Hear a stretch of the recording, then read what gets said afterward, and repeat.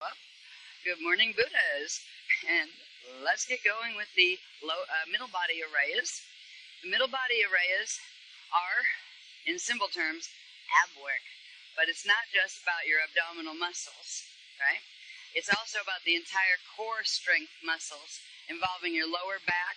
Now, these actually helped me hugely. When I first started this program, when they first had me put it together in like around 2004, my back was so bad that in the mornings it was so stiff that I had to sit on the top stairs and just do the stairs coming down with my bum to get downstairs in the morning. That's how bad my back was. After working with these and crawling my way through them, and it was crawling my way through them, where forget like 12 reps of one exercise, forget it. If I could get 3 reps of one exercise done and then pass out on the floor for a half an hour, it was good. The difference it made within 3 months, it was amazing. I mean, I've only been working it again, going back to it, for about a month now.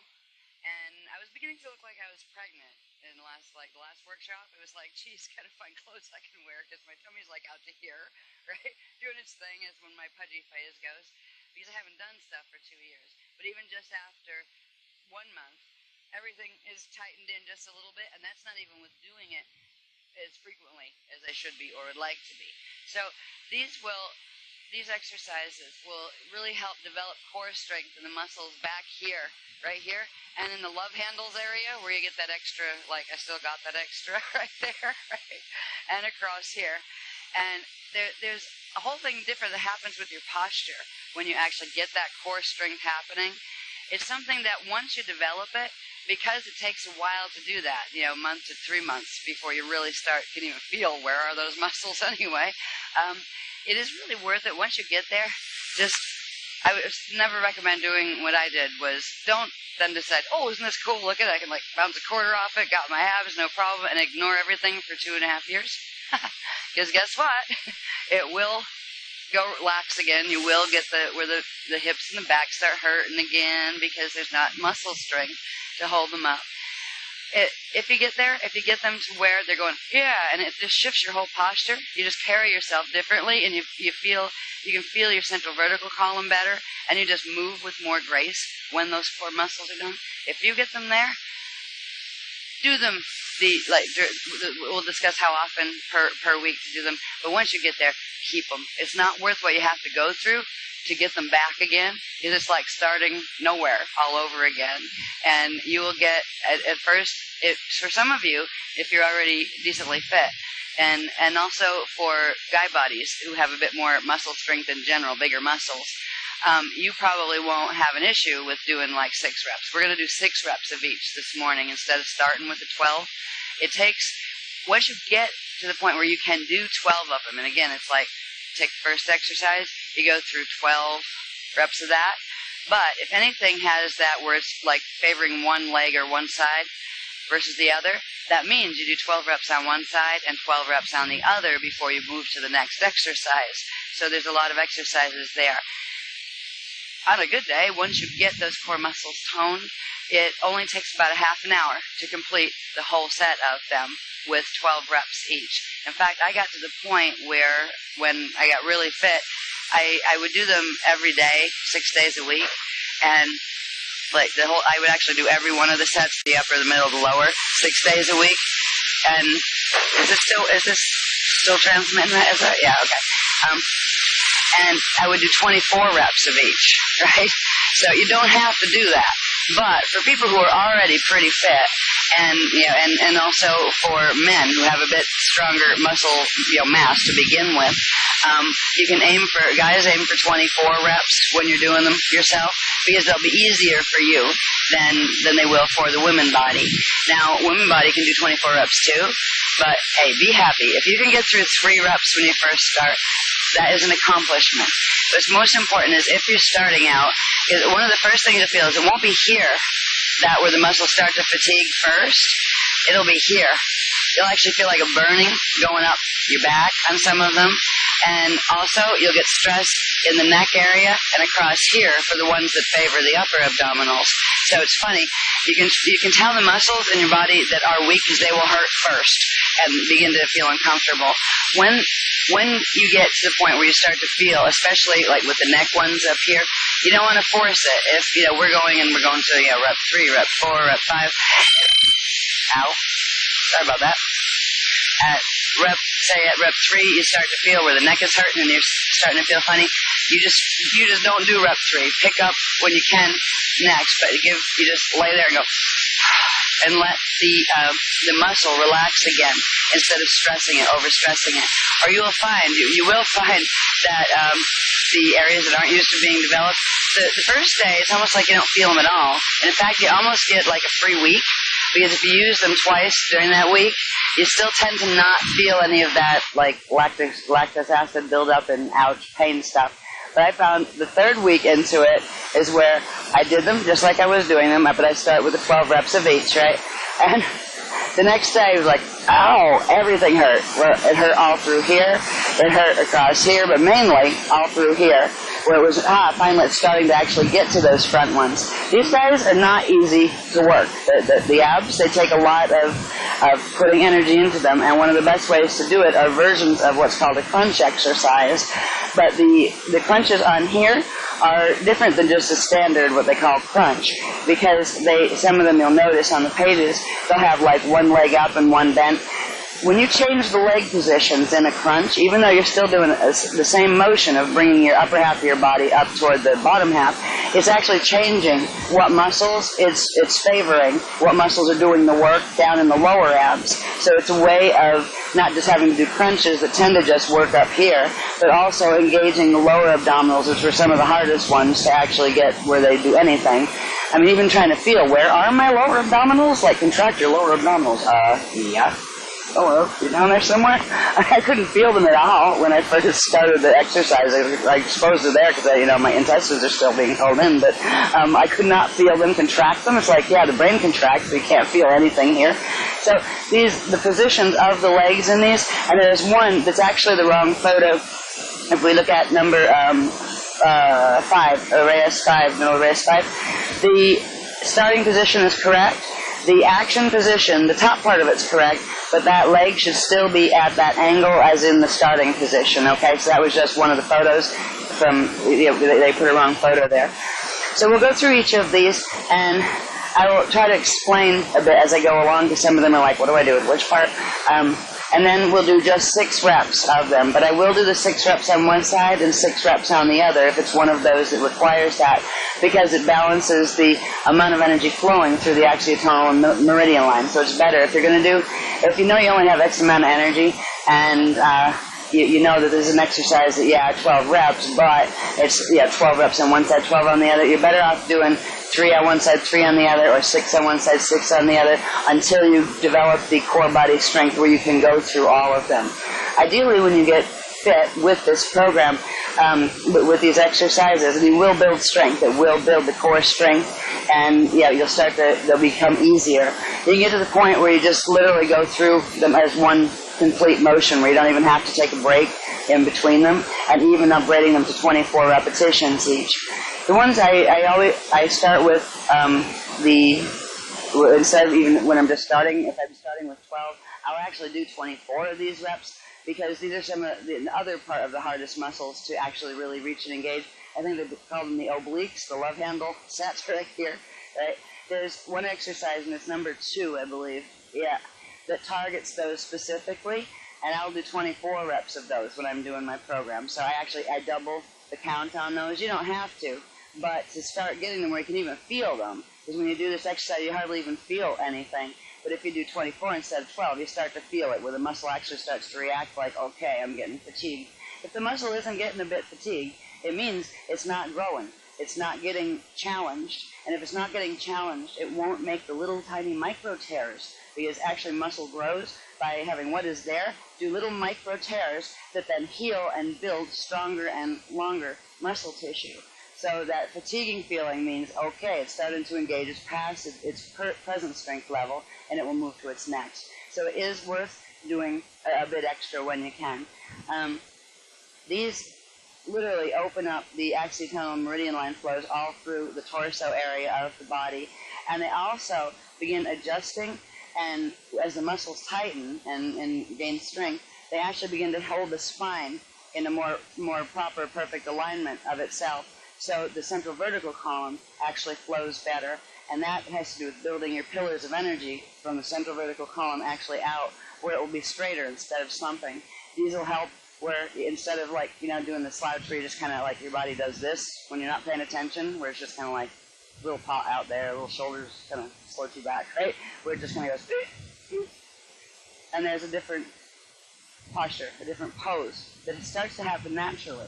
That and working with the top ones, it does something completely different with the body when you have these muscles toned and these muscles toned, where it literally just helps it hold itself in this natural grace where all the lines are running clear, where they're not like slouched and like energy blockages where you get like blowouts on actually tonals on occasion and that kind of stuff. So it is worth doing them even if your abs are flat already.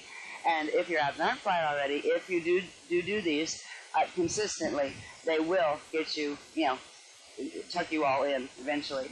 If you have extra fat on your body, to find your abs sometimes, you're not going to get rid of all fat just by doing exercises. Exercise is extremely important, but you also need to pay attention to what you're eating and the calorie content.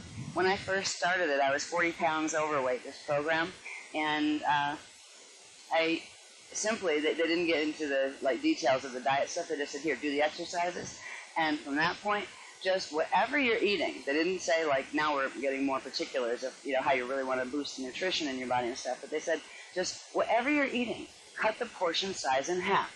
Let's start there, right? So if you're used to a plate of food this big, I would just literally eat half of the chicken on my plate, half of the mashed potatoes, half of whatever, right, and get rid of the rest. And if I was serving myself, I would just serve myself half portions. And I found that, I was full. I really didn't need to. I was just tuning out the fact that I had been full halfway through a meal, but I was raised that don't waste food, there's people starving in Africa. So you eating too much food is going to help them somehow. This is a mentality I was raised with in my family. You can't waste food, eat everything on your plate, even though they piled twice as much on as you need. Right? So we begin to be more conscious of what we're actually consuming. And if fat, even if it's because of a thyroid problem, if you do, watch what you consume. If you want to lose weight, you've got to drop it down to about 1,500 calories a day. And if you want to lose it faster, if you have a lot to lose, you can take that down to 12 or even 1,000 calories a day. But believe me, eating 1,000 calories a day, when you start to find out what, how much calories are in what, you get a banana, an apple, if you're lucky, a piece of chicken. You get these little micro meals where you're just going, oh my God, I'm starving. So I suggest using the 1,500 calorie a day thing if you're trying to reduce. If you're trying to put weight on, the opposite works, where if you're skinny and you're eating but you're not getting enough, you're just not filling out anywhere, it means your body needs, first of all, more calories, but quality calories, and second of all, probably more protein added, so protein shakes and those kind of things will help build it up. When anybody is exercising where you are building muscle, and all of these exercises will help to put you through a muscle building cycle, it is important to give the body extra protein. And again, the beloveds recommend that the 6 smaller meals a day with a bit of protein at each one. Doesn't mean it has to be meat, but something like nuts or just something, dairy that has protein in it, something with protein or protein bar. That all helps the body have the fuel it needs to do that muscle building. And the idea is not to get yourself so exhausted with the exercise programs that you drag yourself by. But week 1 is great, week 2 is great, you get out there week 3 and you're going, oh my God, I do not want to do this, right? Because your energy starts to bottom out because you've used up a lot of your physical energy. That's why it's important to keep the blood sugar levels balanced. That's where the 6 small meals a day come in. They also, if you eat every 2 to 3 hours something, it keeps the metabolism going, where it continues to burn, so it burns more steady as far as just the burning of fuel in the body. So these are little things that help when you're working with the exercise program. I also recommend with these, the ab sets, don't eat directly before them when you're going to go through a serious one. I'm not going to take you through a hardcore one now. I'll go through every exercise with only 6 reps. But when you're going through and you're going to try to run them all together without a break in between, last thing you want is a bunch of food sitting here, because it just feels yucky. So what I will do is if I wake up in the morning and happens to be my ab morning, I will just drink a big glass of water and leave it at that, and I'll do the ab set, and then I'll eat afterwards. So I try to get the abs out of the way before I put food in there to make it more uncomfortable when you're doing the ab set. So it's just a suggestion. If you ate this morning, that's okay, but just notice you will notice the difference, that it feels better if you don't eat first. But if you wake up and you're hungry, sometimes just a decent-sized glass of water will actually take the edge off that, where you actually don't feel the hunger. And you can even add a little bit of like lemon juice to it or something to give the metabolism something to do to kickstart the metabolism. So they're just suggestions before you get started in these that really do make it easier, where you can integrate this into your life and not just feel flattened by it by week 3. Right? Because there's a lot of exercises in this entire program. They get balanced out throughout a week, but it still doesn't change the fact that there'll be times when you wake up and say, I don't really care. I do not want to. I will not. If you get to that point, that's okay. But if you do that more often than not, you won't get the same benefits. If you say, okay, once in a while, let myself have a day where my jari is just going, forget it, I don't want to, let that happen. But then pick it up the next day and say, okay, every day counts. Every little bit that you do counts. Just don't let your jarosh override you.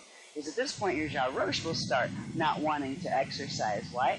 Because every time you exercise now, you're bringing through the frequencies from the Ajay body, which are progressively building the Shalaya light content. And that, the Jarosh feels a threat toward. So it will actually want you to not do that. It will try to drag you into the habits that are not good to establish the patterns. And this is where the Buddha mind comes in, where we are in control of our choices and our thought patterns, sometimes having to slow it down and look at them and say, okay, I'm going to be mindful here, and I'm going to make a conscious choice, not just let whatever force is running the body at this moment, be it Jari or Jarosh, take over and direct me and drag me through eating something or refusing to exercise or whatever. Make conscious choices about it, and it really helps. And after a while, that becomes a set pattern where it becomes much easier, and it's almost like the Buddha mind of you kicks in. Your own Buddha mind kicks in, and you start making better choices and healthier choices, and it feels natural, and you just find a growth space in yourself with that. So we'll start them now, so we can get through here before noon, before we get scalded by the sun to death. I haven't done these in the sand yet. This ought to be interesting. With all of these that require laying on your back on the sand, and also, by the way, you're going to need a bit more space between your towels for this, as far as front to back especially, because there are some of them where you have arms going up and legs like going like this, so you don't want to be kicking and whacking each other. So it will help if you spread out a bit to give yourselves room on, flailing room, basically. Kind of like if you lay on your towel and stretch yourself out as far as you can this way, and also as far as you can with your legs in a V, right? But if you're laying down, that is how much space you need around you. Because there's one exercise where you will be laying on your back, putting your legs in the V position, which means if your neighbor's too close to you, you're going to be kicking each other, right? Yeah. Another thing that goes with any of the exercises that are done on the back as opposed to on your side, for all of the ab work that involves any crunch motion, the tailbone should be kept. You have to make a conscious effort sometimes to do it too, to keep the tailbone down where it's actually making contact with the ground or the floor. Because if the muscles are weak, especially in the lower back area, when you do some of the leg movements, it will actually want to pick up where it actually bends the spine on the bottom. The spine should be kept flat right here on the tailbone area, and that is done by just trying to be consciously aware of the tailbone contacting the floor. And you'll feel the difference when you try to do one and it just kind of picks up on you. You got to consciously go whoop, push it back down. And this has to do, if you don't, you can actually hurt your back and stuff with these, where they're not targeting the muscles they're meant for, because the muscles that are weak actually allowing the spine to try to shift to compensate for the movement, and it can make your back sore. Can harm your spine and stuff like that. So it's important to keep the tailbone in contact with the ground when you're doing the ones that are laying flat on your back. All right. I don't think there's any particular that applies to all of them right now, so we'll start with number 1. And number 1 is this one. You do when you're on a good day, you're doing 12 on each side. There's a foot motion in this where you're laying on your back, and I'll get myself in that position, but you actually cross one ankle over the other before you start the movements as your legs are laying out straight. And you're not going to move the legs in this one, but that crossover changes the tension in how the muscles are working when you do the upper body crunch part of it. And that's why we'll do 12 on one side with the ankle crossed over one way, and then switch them and do another 12 on the other, because they actually start to pull the muscles in through here a little bit, instead of just, if you just kept the legs flat, they'd work a certain set down to about here. But with that extra crossover, it engages some of the obliques on each side, depending on the side, I believe, that the upper foot is on. So there's a reason for those things that, that we have in the program. And here we go. Now, number 1. I've not taught these before, by the way. I know how to do them. I just haven't taught them. So if I'm going like, how do you say that? Pardon me this time. Eventually, once we get these down to an easy art, we'll do a DVD of them. You know, like kind of, here, exercise along. Right? But right now, we're learning to... Okay. Now this one. You start it laying down, and again try to make the sand under your bottom as flat as possible, because this is definitely going to affect when you start the motions. I've never done them on sand before. This ought to be interesting. What I usually do, by the way, is I will do them on a rug with a blanket on top of that. It's good. You need to have padding underneath so you don't hurt your bones against a hard floor, right? Oh, this is fun. Wait a minute. I need a rake. You have to flatten this land out. And the fun thing is, we'll flatten the sand when we start, but our motion is going to start digging holes in it. So we'll see how this works on sand. So you just lay flat on your back.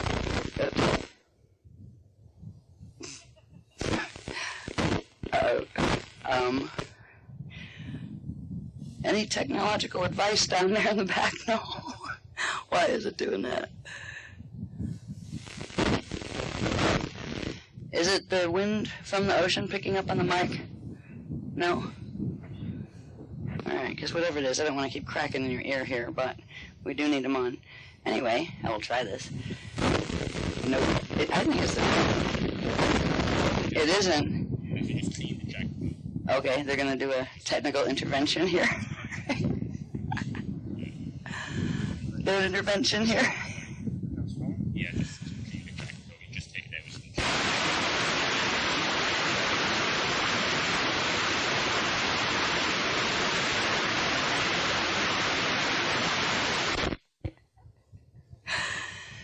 Okay. Oh, that seems to have worked. Excellent. Thank you, Noel. Thank you, guys. Right.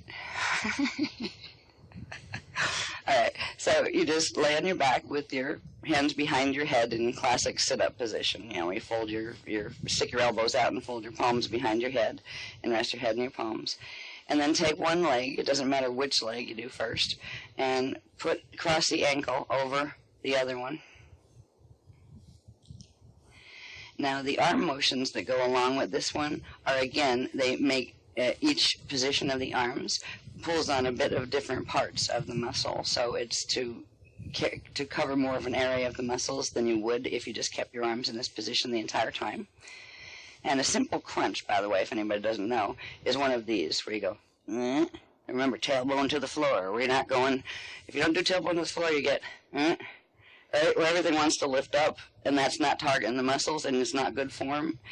So you keep the tailbone to the ground, and you go, Now that's a normal crunch, right? This one is, you go up, and again, it's like, inhale, and then exhale into the action. Up, and arms out. Then arms back while you're still up in the crunch. And then as you go down, you put the arms back under. And that would be one. Right? So it's...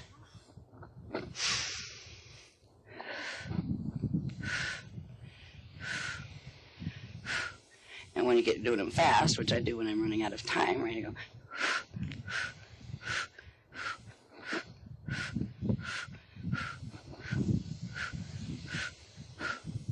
And you can slow them down if you want to make it, where you actually get more out of it for each muscle. If you can hold it longer, each pose, it actually, strengthens the muscle better. But in a pinch, you're better off doing the short, fast version than doing nothing. So if you want to do the slow one, you just go hold, hold, hold, and slowly go down. It'll also take you almost twice as long to get through the whole set. So if it's a fast day, they're in a hurry, I wouldn't suggest doing the slow ones.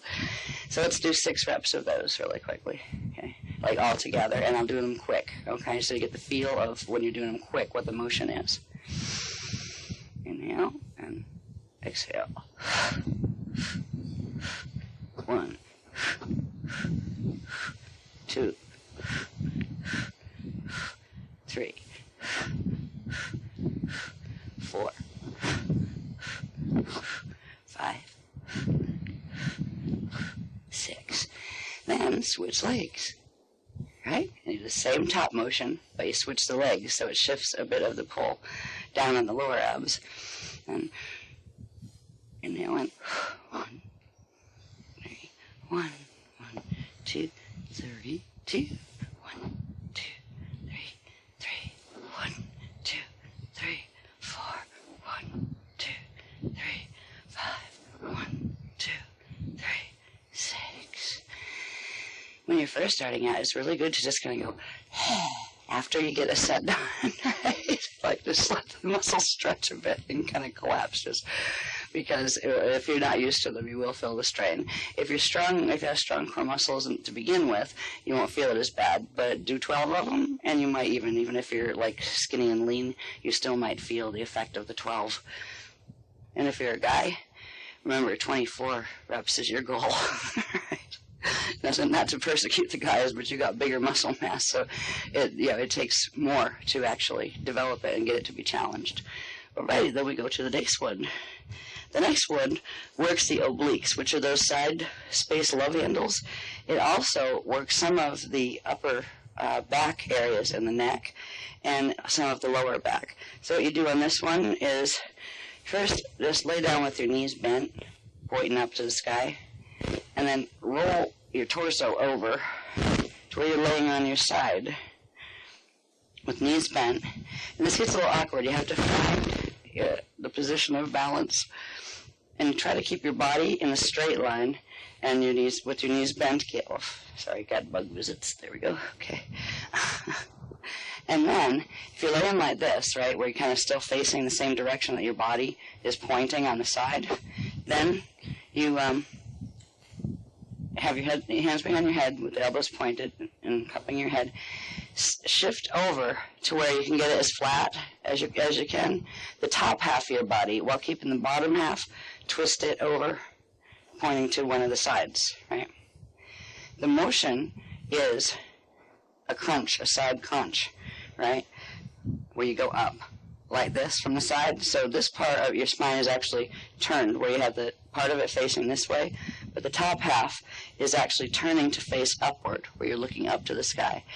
And then from there, you lift into a crunch, and the muscles it uses are right here, right, this side one.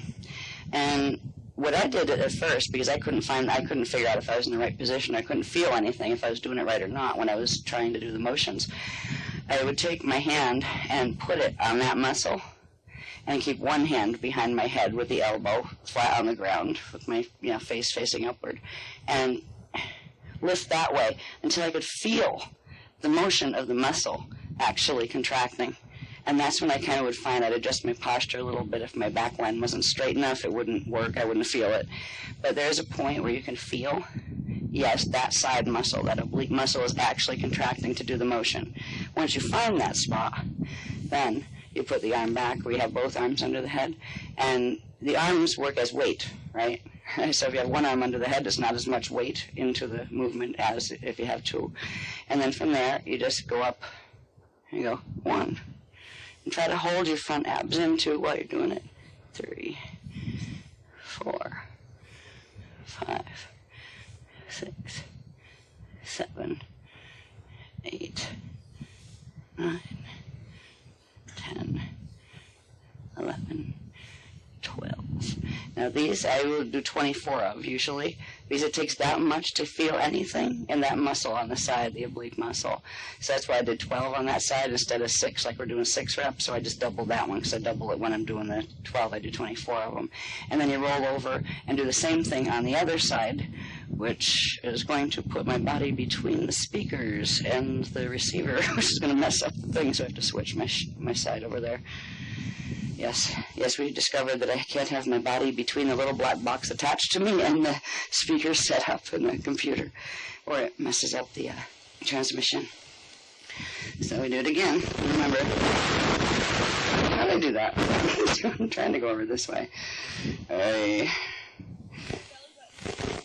What? Right. Anyway, I can't lay flat on my back with it this way because my body ends up between the speakers again and the black box. But you lay flat on your back with your knees up, then put your knees together and roll to the side. And now you're going on to the other side, where you are literally first laying on your side. Sorry about that, guys. I'm going to wake that up again.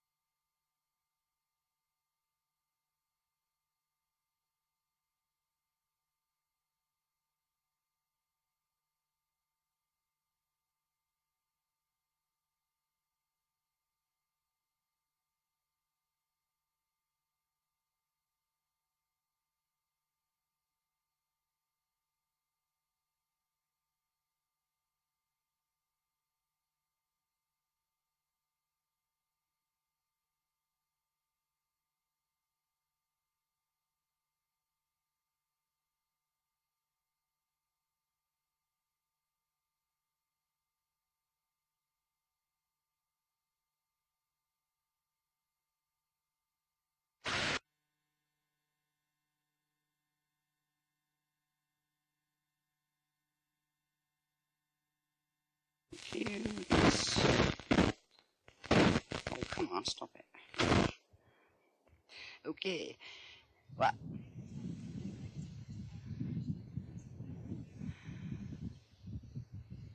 I don't usually think of it that way myself. Right? Okay, yeah, that is a good point.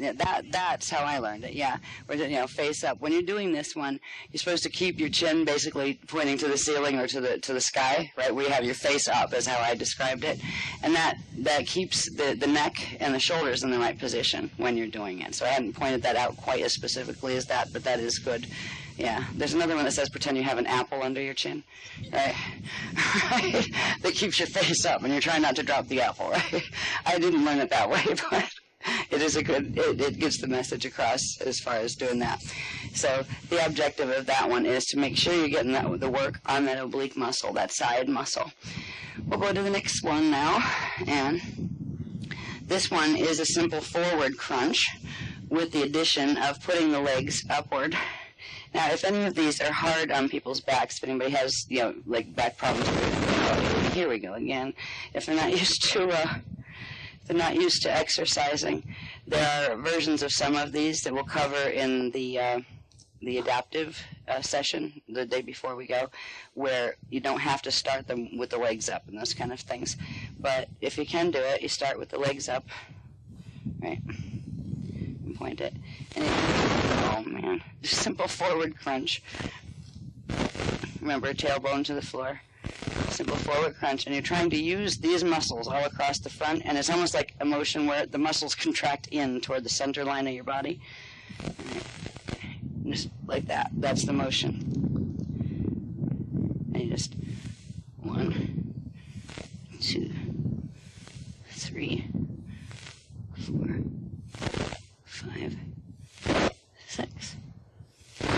we would do 12, of course. That is one that you only do 12 of. You only need to do 12 because it's not favoring one side or the other. So it's just straight on one set of 12 repetitions, or 24 if you're a guy. Next one.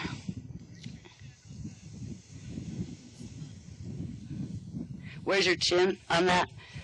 Okay, yeah, on the end of your face, as says, yeah. Anyway, you're basically laying with your face facing straight upward, right? Which means your chin is on the end of your face, right here, and you can do the apple under the chin effect. Pretend there's an apple under there, so you don't let your chin crunch down, right? And you're trying to keep your upper back straight in a crunch. You have the tailbone flat on the ground, and whatever kind of crunch it is, you try to keep the back straight as if it's a plank of wood that is moving up all together. Now, you can't fully move up like a plank of wood because the back doesn't work that way, but you can try to lift the shoulders and the whole bit using the muscles here to keep it straight and flat as much as possible, right? And the chin would be like that, right? So you're not going like this. You're not letting your elbows come in to hug your head. You keep the elbows out to the side, and you keep the chin up. And that should be the form that you use, and the tailbone down. So it's making the work go right to the muscles here. This is where if you do enough of these, you'll get the little ripples in the top part of the abs, the little six-pack effect. Right. So there's 6 of those, which I already did. But again, it's guardian perfection form, that grace of movement, grace of form. You can also get a lot out of just holding the position in the up position. It really stresses the muscles doing that, and then it helps to build them too, but you don't have to do that. All right, the next set is, right, these are side crunches, but they affect the obliques again, but also the front muscles running down the sides this way, where again you put the legs up, the hands behind the head, elbows out to the sides. Stop that. Sorry about this, guys. And you put one leg up, straight up, while the other is bent. And the knee that is bent is where you will twist the opposite elbow toward that knee, right? So if you got the left knee bent, it's the right elbow you're gonna twist toward the left. Try to bring the right elbow toward the left. So it's and again, tailbone flat, and try to move your body with the chin. You're still facing up, but you do a twist in this. You still keep the chin up, and you don't let the arms come in like that around the head, and you don't let the chin go down on the chest. And you go, exhale into it and go. You won't reach it. You don't need to reach it, but you hold the twist, right, where this elbow is twisting toward that knee. And you do 12 of those on one side. I would do 6. 3, 4, 5, 6. And then you would switch to the other side, where you do 12, the other one up. Every time you'd bring the left elbow toward the right knee. Just 1,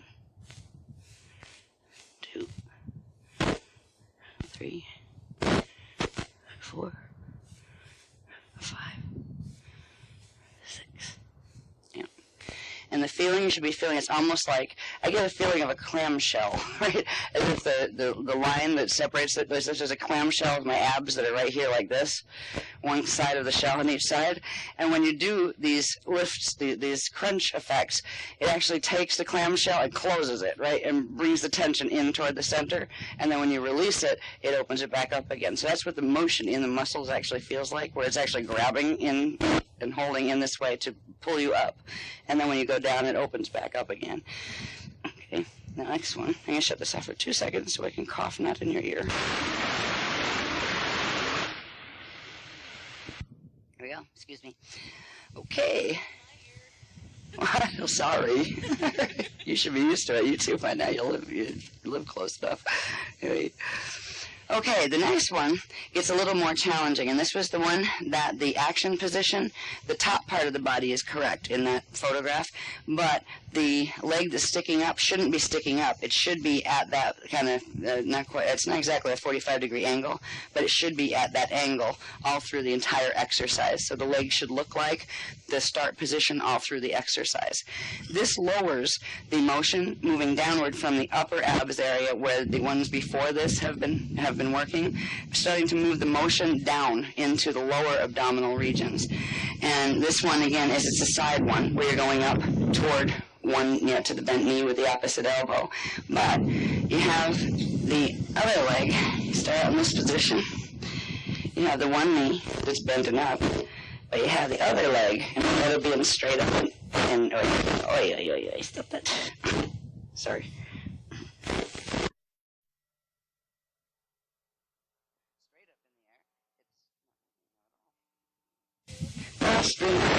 Oi. Really a nuisance today. I apologize. I'm going to try.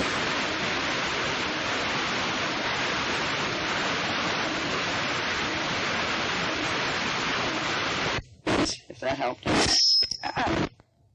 Yo. I don't think it's this, is it?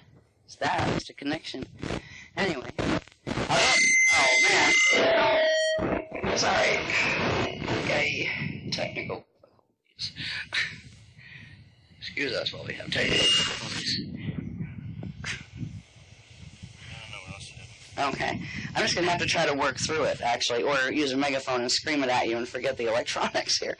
But instead of the position from the last exercise where one leg is straight up, this time you move the straight up leg down to this angle, right? And you do the crunch, the side crunch, up this way toward the knee that is bent with the opposite elbow. Right? It's much harder, actually, and remember, the tailbone has to stay on the ground, right? Because the first thing it wants to do is go, and go up when the leg sticks out. The further the leg goes down, the harder the tension is, the harder it is for the back muscles. And when you're first developing the, getting strength in them, you can start with the leg at a little bit of an angle, and it will ease some of it where it's easier to keep your tailbone on the ground. But as you progress in strength, where you get where these don't, hurt, and you don't have to stop like at number 3 and breathe, and actually go like this and bring your legs down to release the tension, is when it starts to hurt, that's what you need to do. You just stop your count, bring your legs down, and breathe a bit, and then go back into the position. Or because you don't want to hurt your back, it'll hurt your lower spine if you try to force through it. But at a certain point, you get to where you can actually hold the whole thing, your tailbone on the ground, with almost like the ankles, where the ankles are crossing each other, not crossing over, but in front of each other, where this leg can be at that angle. And then you just 6 of those. 1.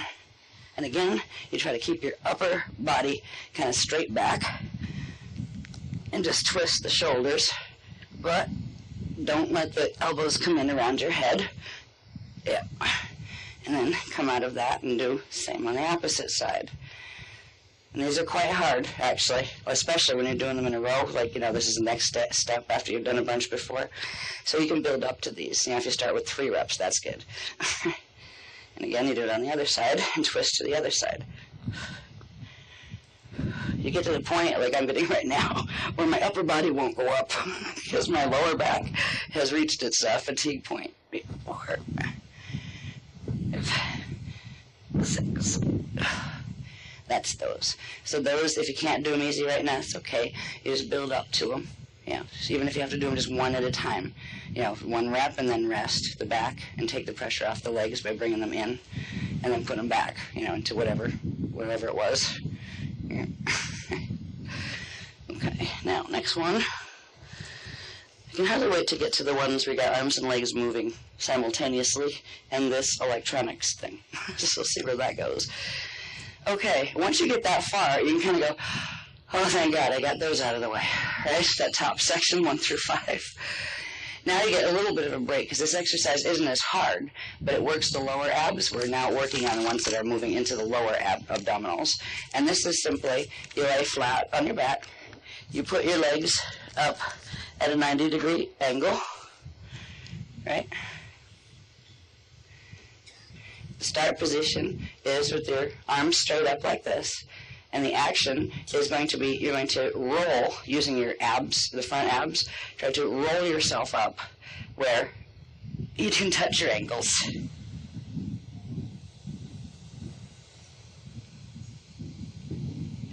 So it's that movement.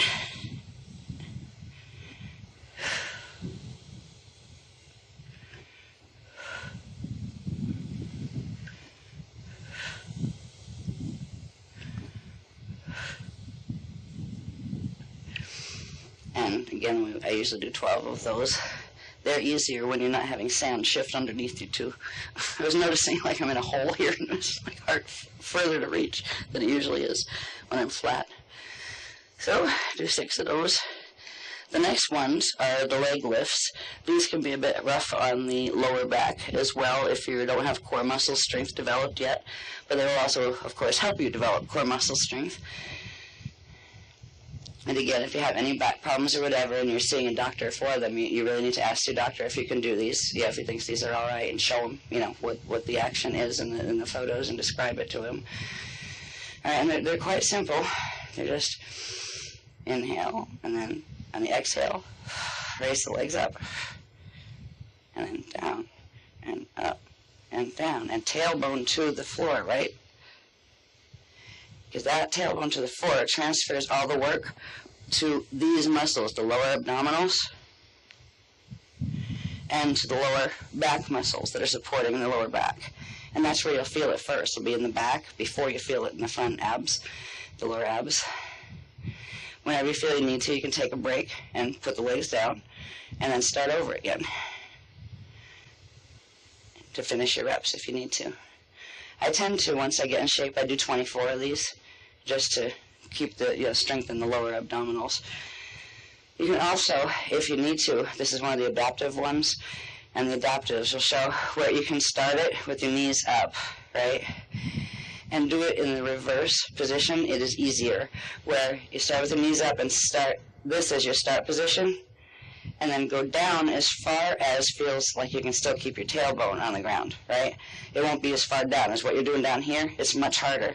But if you start up here and just bring it down to the degree that you can, and just move it in that range until that will still help you build strength in the same muscles until you can do them the other way around. Because there's a lot of muscle strain on the lower back when you do this, especially the first one, before you get any momentum involved in it, where you do this, right? That is one of the hardest parts to do. And then you got to hold it and do it, each one. So if you have to start with the legs up in the air and moving them downward to where the comfort spot is, and then back up to do a reduced version of that, you can do that as well until the muscle strength builds where you find you can do the ones that start on the ground and move upward. Alrighty, next one. Oh, this ought to be fun with the mic on. I get very dyslexic with this one, by the way. It's like, wait a minute, what are you doing? But, because once you get into the position, it's not bad. The momentum kind of takes over. It's remembering when your brain is still going slow motion, saying, okay, right side does what, left side does what. You basically have one side of the body put your arm up in the air, while the other arm is pointing down at your side, right? And then whatever side of the body your arm is up in the air like this, raise the opposite leg up in the air like that. That would be starting position. So you got, I won't even try to describe it, I get dyslexic in words, where you have, say, right arm up in the air and left leg up in the air, and a left arm down and left leg down. And then before you get into the momentum of the movement, you then fold yourself up into a crunch, keeping the tailbone on the ground. Fold yourself up into a crunch, right? Inhale and exhale into this action. You switch them, right? And that would be one. One. I'll do the count like this. 1, 1, 2, 2, and you keep up. You keep that bend where your abs are contracting through the whole thing. Right? Legs straight and toes pointed. takes a bit of coordination. At first I was all over the place, but after a while it got easier. Right? It's simply that motion.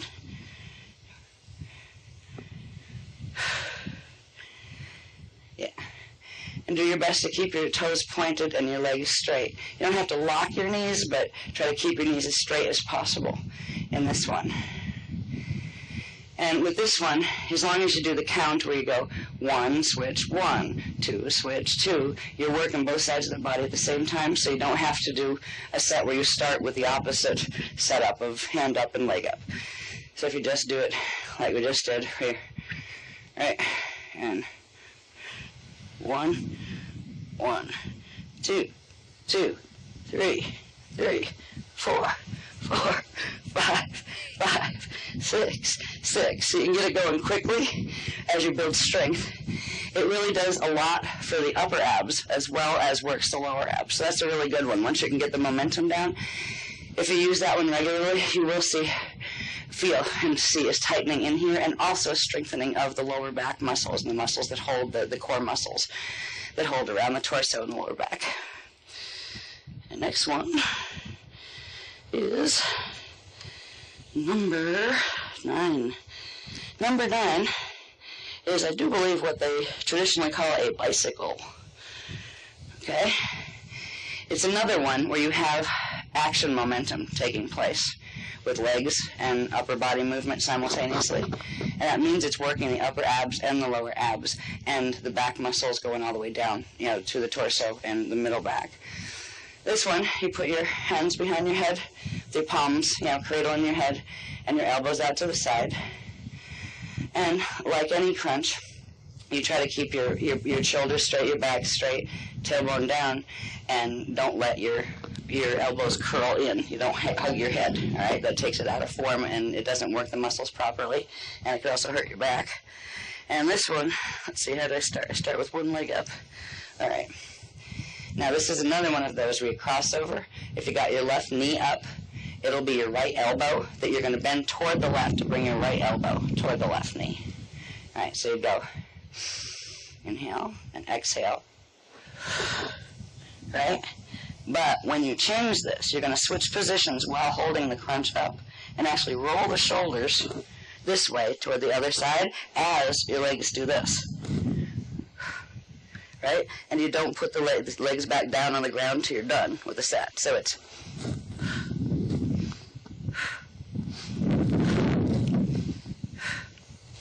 And again, it would be a count of 1, 1, 2, 2, 3, 3, 4, 4, 5, 5, 6, 6, and relax.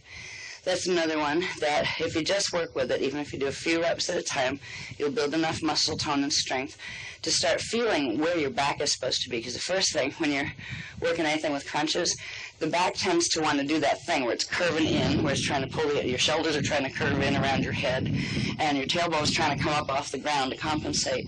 And you'll get used to, as you do the reps, concentrating on, no, the shoulders stay back, the elbows stay out to the sides, not curved around my ears, and the tailbone stays down.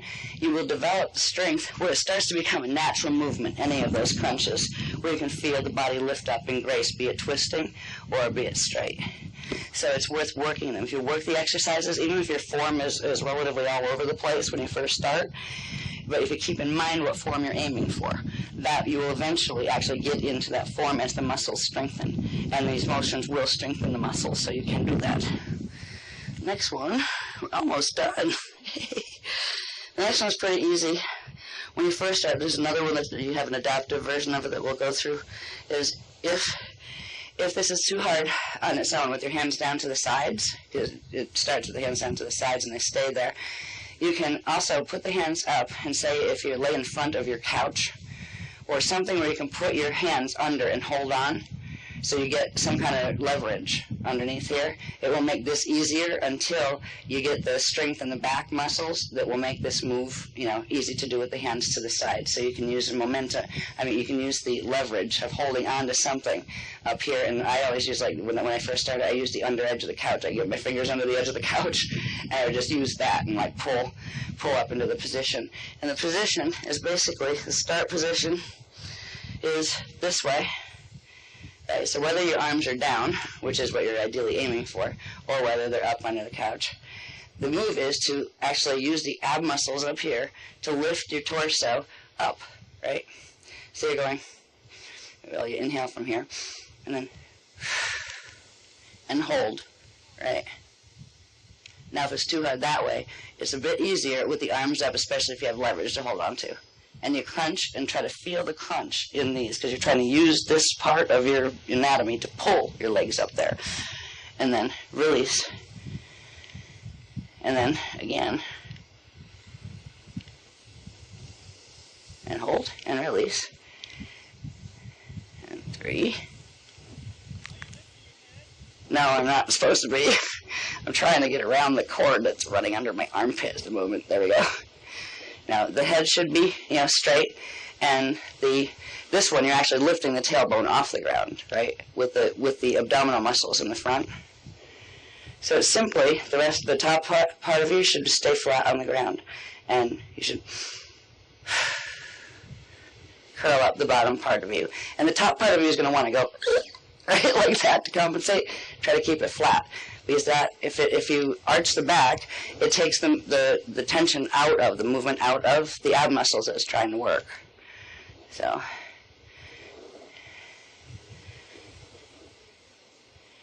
when you get to the point where you want to make these harder, you can bring them all the way into where you go up and over, but I'm not going to go there right now.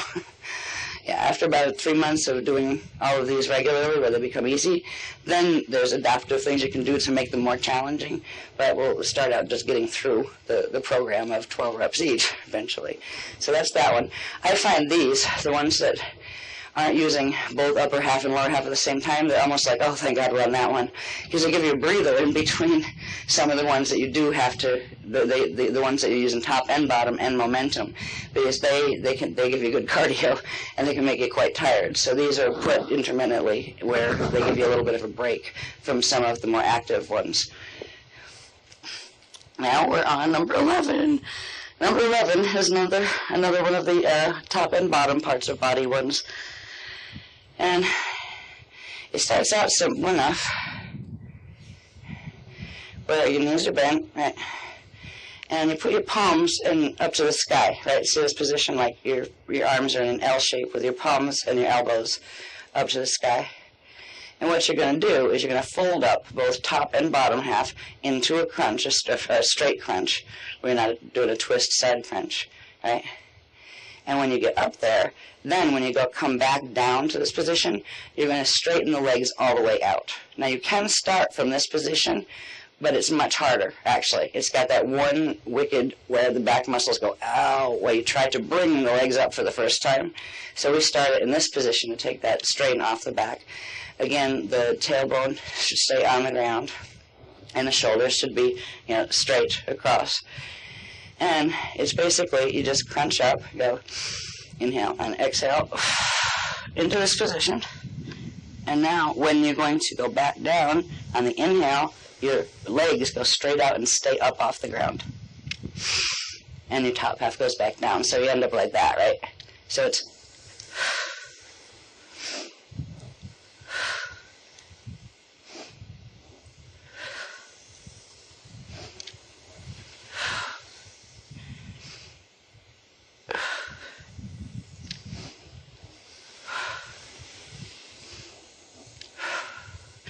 one of the adapters of this is if you can't deal with the legs straight, you just do the thing, keeping the legs bent at the knee. You're still bringing them up, but you're not doing the full extension until you develop the back muscles enough. These can be really tiring when you do 12 of them, and then when you're on 20, if you do the 24s as a girl. So like if a girl does 24, it must mean a guy to get in that same level would do 48. Good luck with that. I don't think you have to do that. But this one, that's a particularly challenging one for the lower back muscles again and for the lower abs. But these are really good because they build core strength all the way through the exotome, meridian lines, and the muscular structure in your entire torso. And they also begin building strength in the legs and like in hips and going down, into the lower part of the body as well as the upper back and things. So they cover more than just one little area of abs. They're quite whole trunk oriented. And the last one, even on a good day, when I was doing 24 reps of all of these and doing the entire program every day, I got to only 6 reps of these. I would suggest starting with 1. And and be happy if you get 1 done, and then put your legs down and rest. Then go to another one. We'll do 3. All right, 3 is my absolute limit right now, where my back just starts to hurt from them. Because again, these all involve the core muscles that hold the back straight, that make it easy for the tailbone to stay flat. And this is kind of like military drill type exercises, these be, where you start with the legs down. Just put your hands behind your head, or wherever you want, really, because you're not using the upper body on this. These are all lower body. Tailbone to the ground. And I find that it helps to squeeze your bum cheeks together with the tailbone to the ground to get enough lift, because you're going to pull your legs all the way straight up, right? And you'd actually do that on the inhale, where you'd inhale them up, go inhale, and then on the exhale, you go stretch them out that way.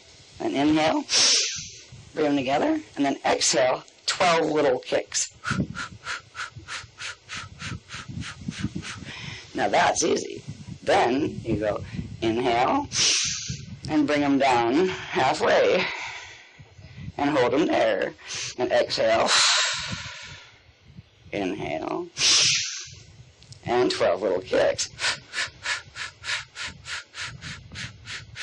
And here's the killer one, where you bring them down to about there. And exhale. And inhale. And 1, 2, 3, 4, 5, 6, 7, 8, 9, 10, 11, 12. And down.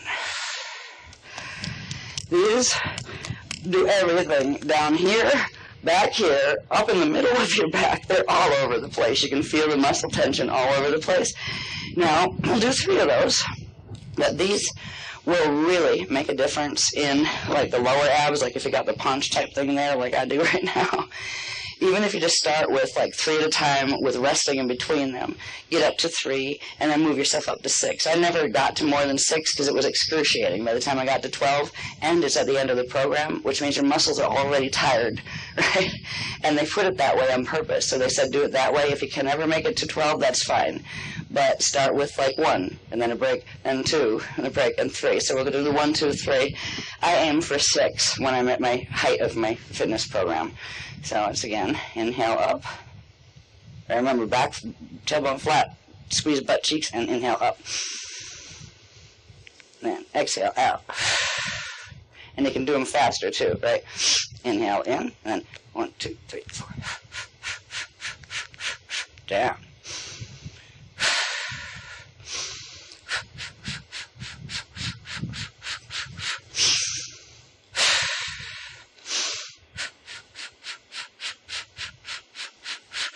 And when you get really good, you just go right from there, right back up to the next one.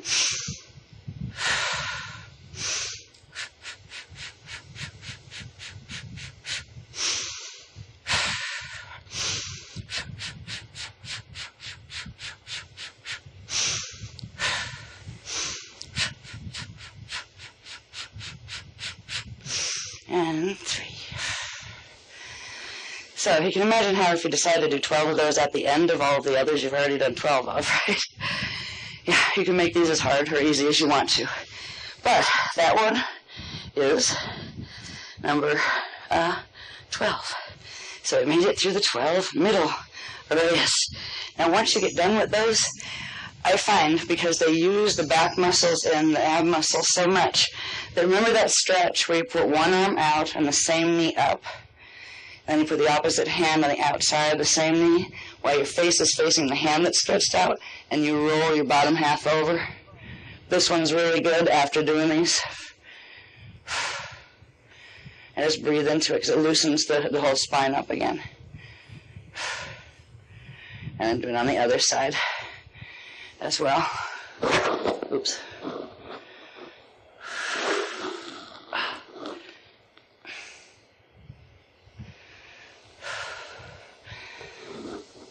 And I will feel when I'm done with my abs set, I'll feel whatever feels tight, like it's, I had enough already. And I'll just try to, just stretch it out a little bit, whatever feels like you want to do stretch-wise. You can go back into these guys. And you go back into these guys, where you put your feet together in front of you and, stretch over them. Just be gentle with yourself when you're doing them. Don't overstretch when you're done with these because your body is already fatigued. So, they are the ab set that if used relatively religiously, you will find you do have a six-pack ab set, right? When I did these on a regular basis with the proper amount of reps, they're just starting now. At least I don't look like I'm pregnant anymore, because everything was just like coming out and going, geez, I usually look like this is usually 6 months pregnant for me. In the last 6 months, I was just growing. In 1 month, it managed to give me these back, where you get a little bit of the indents in here. What it will continue to do is it will make these flatter progressively, where the hip bones actually stick out further than the stuff in between them. And it will give these will start to get the little definition of the ripples in them. You'll also start to get this whole set here pulls in and gets stronger. And between that and the arm ones, it will start to give you what's called a V-taper. If you see on even our women, bodybuilders, if you look at their back, there's this from the shoulder blades down, this lovely V shape that tapers down. I never knew it was there until I scared myself one day after I'd been exercising like a maniac on that last cycle of Flame Amp, and I was down to 110 pounds at that point, which is too skinny for my height and that kind of stuff and my bone structure. But I was getting dressed one day, and the mirror happened to be in back of me, and I don't know how I did, but I looked at it and I was like, what is that? Because I could see this V, this whole V-shaped thing. And I thought, I was reading, I was like, is this normal? Did I do something abnormal to myself? And I was like, no, I found out that, reading some of the fitness magazines, this is normal. And in fact, people work hard to get that, right? A lot of times we'll help that. And that means your upper body strength, your shoulders and the whole bit, it'll completely shift the rib cage. You'll breathe better and more open because it will shift the rib cage back, but it won't you're not walking around like this, But the V-taper pulls the tension this way. These type exercises pull it up and in this way, and it just gives a whole graceful type thing. If you overdo it, you end up like this, right? I see girls that they walk around, right? And they're nice and skinny, and all the muscles are ripping it's like, yes, we're related to apes, right? Guys can do that too. You see the guys, they're like, hi, I can lift 1 million pounds, right? You don't really need to aim for overdevelopment of the muscles because it actually blows out the axiotonal and meridian lines. And when they start getting that really overbuilt look, that is not healthy. Nice, lean sculptural is what, for both men and women, would be the ideal form for the human shape that we are working with right now. So you don't have to go psycho and be like a Triple Arnold Schwarzenegger type guy or gal or anything like that. So anyway, tomorrow we'll have the leg sets, which use the little leg weights. These are fun. You're going to have to get a better chair because some of them are done where you're leaning on a counter. I lean on my kitchen counter, I put my elbows on the counter, and you do certain ones, like these, right? When you're leaning on the counter, you don't fall over. You can do that on the back of a chair, too, so we'll have to get something out here for tomorrow. There is something that just dawned on me. Start what? Yeah, start time tonight, as is reminding me, because I still have to get a little bit of sleep so that I can get up and get a transmission for this evening. Just to make it easier to start with, I did want to start at midnight, actually, midnight to 2, and then we'll back up again, make it later, 10 to 11 or whatever, for the exercises in the morning. And I'm sorry, but this is not bad compared to some workshops, where people get no sleep because that's how the transmissions are running, and we have 3 days to get it all done. So I'm gonna start at midnight tonight. We're gonna go for 11, but I know I need that extra hour for the transmission. I just know I do, and we'll try to keep it to 2 hours. Every time we try to keep it to 2 hours, it's at least 3. So we'll see. And then we'll make adjustments for tomorrow's schedule. There is one thing I don't know if anybody's interested in. I just reminded myself of it that I had said something to a person who I think is here today, out there, not one of our people. When I said the thing about looking like apes. There is a guy with 3 little monkeys that is here. I don't know if any of our people have seen them. And what his job, how he makes his living, is he takes his monkeys and lets people get photos with the monkeys, right? Which is like, okay, I don't need a photo with a monkey personally, but the monkeys are lovely little beings. They are part of the monkey lions, monkeys, apes, all of these. We're genetically connected to these people, not because we originally started that way, but because of the Leviathan bioregenesis things that had gone on through the history that we've taught in Voyagers. The monkey folk and ape folk are part of the Treaty of Avignon, so they are coming in on the host. And if anybody wants to have, I said, he was like, yeah, you want to have a picture taken? I said, I don't really need a picture with a monkey, but can I play with your monkeys? Can I just pet them? And like the 2 of them are just a couple weeks old. They're like little tiny guys. And I thought, I don't know if anybody's interested, but I told him I would ask if we wanted to get a small group together where he'd let us, we'll contribute whatever and, pay him to let us play and feed the monkeys and stuff. Who cares about photos? I don't really care. It's up to you guys. But I don't know if anybody's interested. But there is such a connection. I ran into one on our way up to that hike where they stopped in the road on the way up. That one was amazing, that little baby monkey. He got into my hands, and he immediately just went completely almost limp, laid on his back, grabbed my finger, and started sucking my finger. And he was staring into my eyes like, Mama, Mama. And I'm going, oh, I don't want to give him back. I want to take him home, So I put a bubble of protection around him and that kind of thing. So I don't know if you're interested, but if you get back to us, if there's a small group that would be interested, and we can pool some couple bucks together to the point where we have something to offer the guy and say, look, give us a half hour with your monkeys. Let's just play with them. He'll stay there to keep control of them, but we can maybe feed them. And there's a bonding thing with these, particularly if you have any Tothian affiliations. A lot of us that have the Anunnaki gene code, which I do, and I'm proud of it, just as I am my Draco relates too. We're indigo, we got all of that stuff, right? There's a precious love bond with some of the monkey folk, and the ones I've met here, these are the green vervets. I don't know the difference between these and rhesus and other, but there is a sweetness about these guys that can be really a healing experience to just play with them. The older one was actually fascinated by my scarf and was rolling on his back and taking the fringe on my scarf and investigating it, and then he was trying to lift my skirt and look up my skirt. I mean, it was like, hello? What's that about? So if you want to do that, just if anybody wants to do that, who should we tell? If we're not available, should we say something to? Because I think he's here today and possibly Friday. I mean, we might have to do it quickly because he's also going out to when the cruise ships are coming in, because that's how he earns his money, is taking the photographs with, hi, you want monkeys on your head for a photo to show people, hi, I was in the thing, kids, you know what I mean? That's his business. So he said he would be here today, and he's down there now? Oh, okay. Okay, is there anybody that's interested? Okay, 1, 2, 3, 4. All right, is it worth pooling $5 a piece in for it? It's usually that's the photo charge, but this is to get where we can play with them, not just have them sit them on our heads and then take them off after the photo, right? So, okay, let's try to organize that while he's here then. But maybe I'll tell him maybe in 15 minutes, so you guys can go to the bathroom if you need to, get out of the sun a little bit if you want to. So I told him I would ask if anybody's interested in doing that. So I'll let him know, when we go over that's there. He's over there someplace. We'll have to go see if we can find him. But somebody just said he is over there now, so I want to catch him while he's still here. Yeah. So thank you guys for being here this morning, even though I think we're in half numbers. There's a Buddha. And we will see you tonight. I will do it from midnight to 2. I'm sorry to have to do that, but just what has to be done. Why you have to come down at 11 and see a sign that says you have to come back down in an hour anyway, So we'll end for midnight. And thank you for being here. We'll go see about the monkey guy.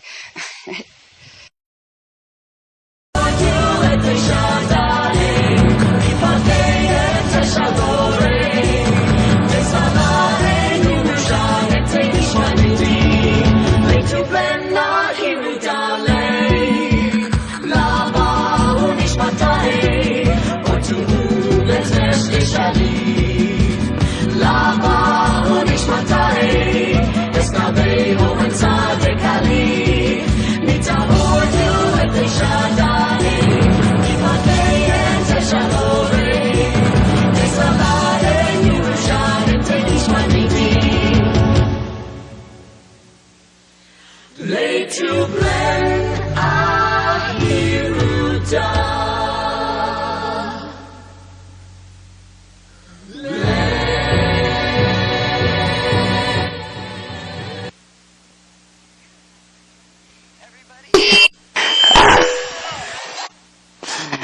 Try that again.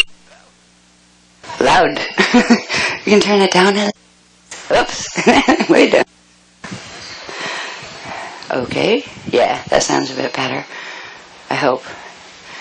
If the screeches, I hope the screeches aren't too loud. If it starts screeching like it did yesterday, let's just turn it down a little bit more. Okay, so the screeches aren't so loud. Now, I hope everybody had a good day's sleep. Right. Yep. I've got about 4 hours sleep, thank goodness, and I'm getting the transmissions on the safe zone maps, and it's quite we've been waiting a long time for that. And how these safe zones actually work. So I have a lot of work to do after we get done from here, so I'd like to move through these as quickly as we can. We're going to do the lower set first, the lower arrays, and move through those, and then we're going to move into the adaptive positions. The adaptive ones are just, I've taken some of the harder ones from all of the positions and showed ways that until you build enough strength in the muscles, or if you have injuries or whatever to work around, what you can do to still participate in the programs. So we'll start with the lower arrays that have to do with the legs. Okay. Now, in the pictures, you'll see I'm doing them on a chair where I'm holding. The first three are actually being supported by the back of a chair. You can use a chair, or what I use at home is my kitchen counter, where I literally just put my elbows on the kitchen counter and rest this part of me comfortably, and then do the leg motions from there. Right? I'm going to have to do it, and you'll see my posture is going to be a little bit different because this chair is quite a bit lower, so you can't get the full bend over to this degree as if you were on a kitchen counter. So I'm going to be a little bit kind of. My back will look a little different than in the pictures, but the leg movements will still be the same, and there's one of them is like this, right? And it does help. I wouldn't even want to try these without holding on to something. You have to get really, really strong core strength and leg strength and balance before you could do these without any support in the front, but it is possible. But we don't aim for miracles on the first rounds of these. So, let's see. I think I need 12. I think for these again, all right. If people are going to have to, I think, spread out again a little bit, because you need to have for these. Now, I wonder how we're going to do this. I think because you don't have chairs to lean on, I think the best thing to do. You could do that. That's a good idea, actually. I said you could pair up and use, switch off for, we'll do only 6 reps of each of these, but, where your partner you can use your partner's back gently for balance, or even they can stand in front of you and hold your hands for balance, whichever is most comfortable. Yeah, let's try that. Let's see if that works. Okay. Yeah, you could have your partner, hold your hands like this, and then pretend they're the counter, right? And you lead into them, and then start the motions from there, right? Like those, right? And there's the hardest ones are the ones that go to the side. They actually go, and they take a while. That's why to do 12 reps on each leg of those, it does take a few times at least through them to comfortably build up to it, or you end up quite sore. So we'll work with the 6 reps for each leg on these. And again, trying to figure out how I'm going to do this. We're going to have to switch off for partners. It means we're going to have to go through them twice anyway. Maybe I'll do the 12 reps, and you guys switch. Once I hit rep 6, partners can switch off. Does that make sense? Yeah, okay. So I will do 12 counts on these, but you guys, you do the first 6, with your partner balancing you, and then just switch roles. But this means you have to have room enough between you for both of you to kick out backwards with full leg extension, so you don't kick the person behind you. Right? So we may have to move, if you guys need to move forward, I can move a bit backward.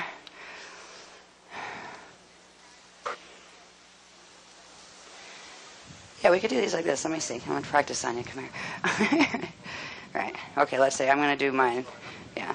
I'll do my 6. 1, 2, 3, 4. Yeah, like that. Then, when we're done with 6, now you do it, right? So they could actually hold hands and just keep switching off, where they don't have to keep moving their bodies around. Now you would go into yours, right?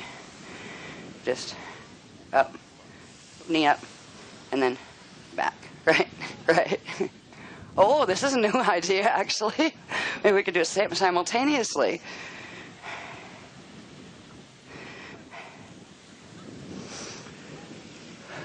There we go. No, I think it's better if one person stands. Yeah, it's too much movement. But you can just, if you just face each other that way, as long as there's enough room for both of you to extend your leg out, you can just stay there and just switch off. One does 6, then the other does 6.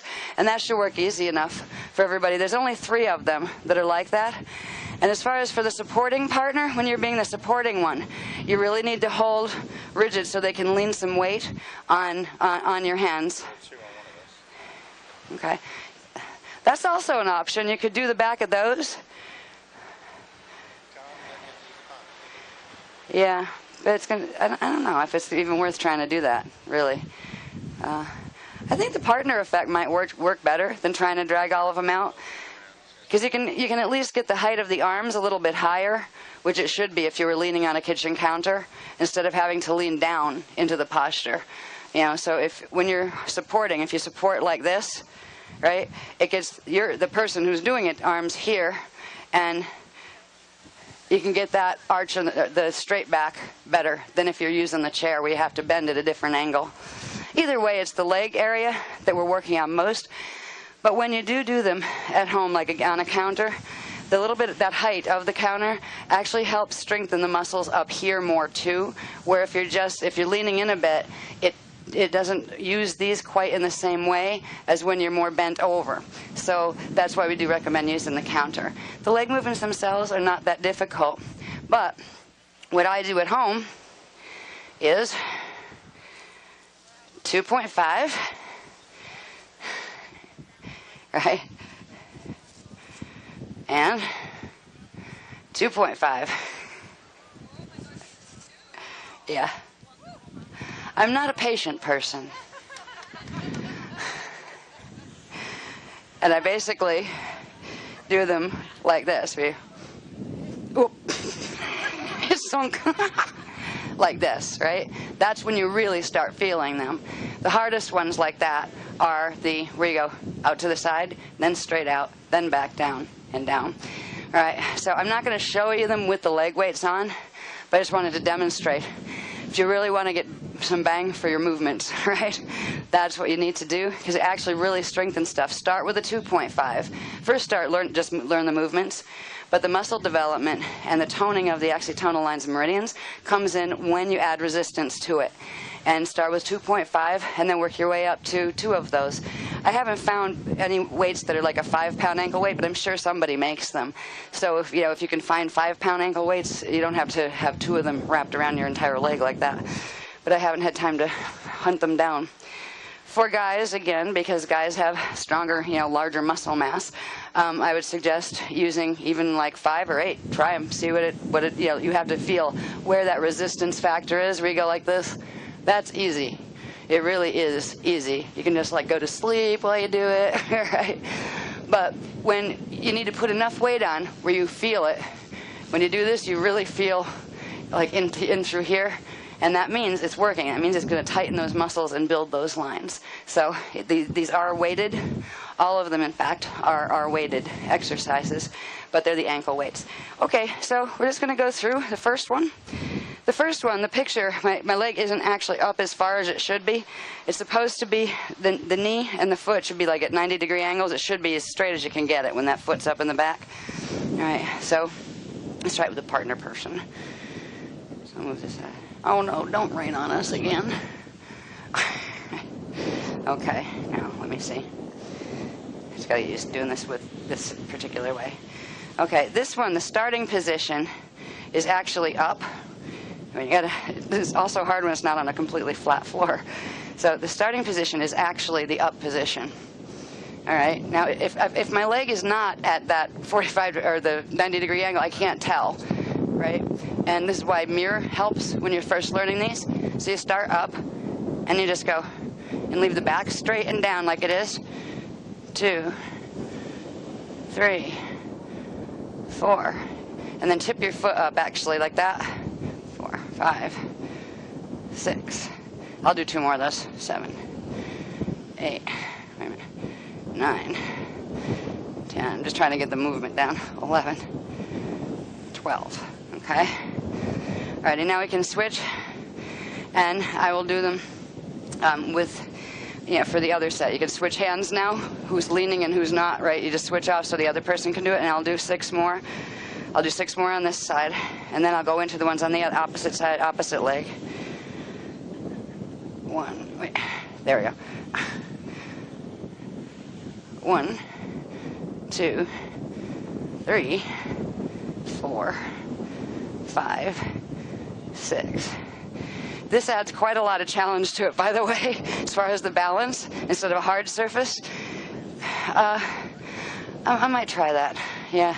The chair might be a little easier even if you have to bend, because the tension keeps changing on the hands of the person trying to support you, and it actually makes your core wobble a bit. So I think I'm going to try the chair thing. All right.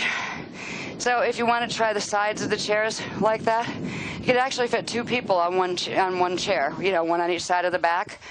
So whatever you're most comfortable with. Right? Now, just for the other leg, it's the same thing, where you're in the start position. Right?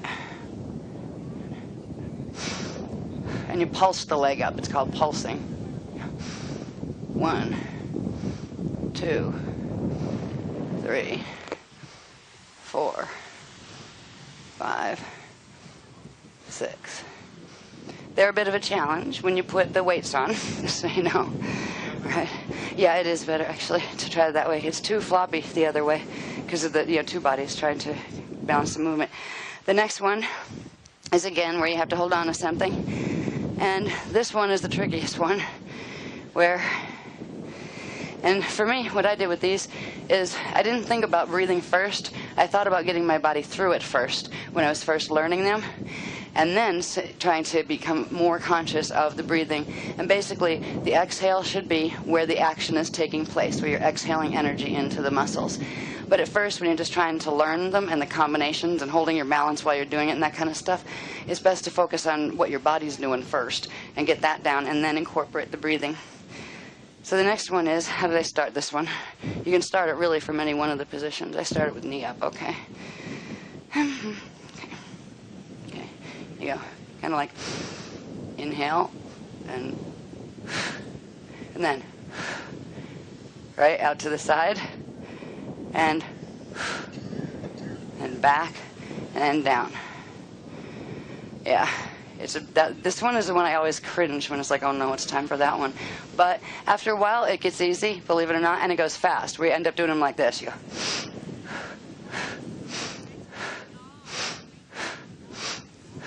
And you do it in a full motion, right? But it's really these 3 motions together. That, and that. But when you get it going fast, it's...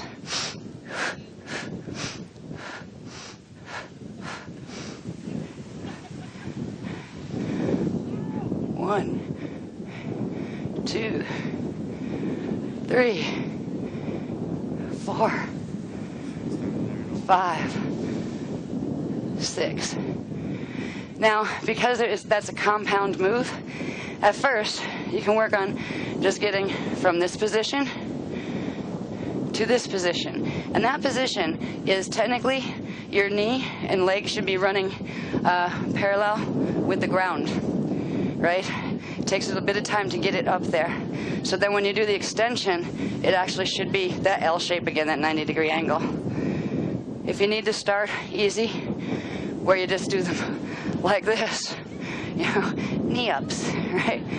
You can do it in that way. And then we do the other side, same thing.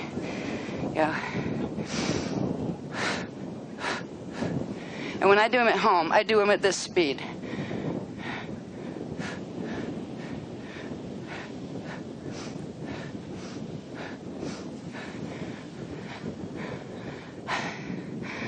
Right, that's one that needs a bit of work on it.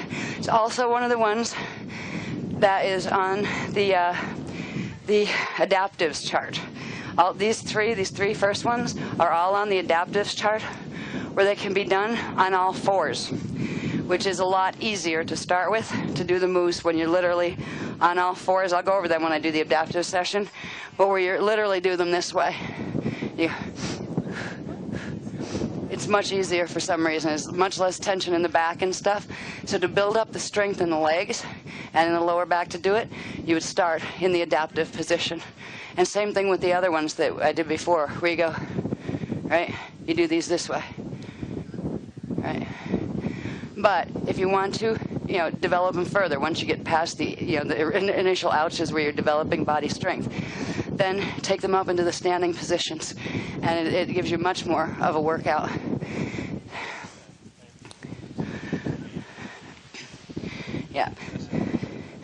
Yeah, so if you're looking at this and saying, oh my God, I'm never going to get my leg to do that, right?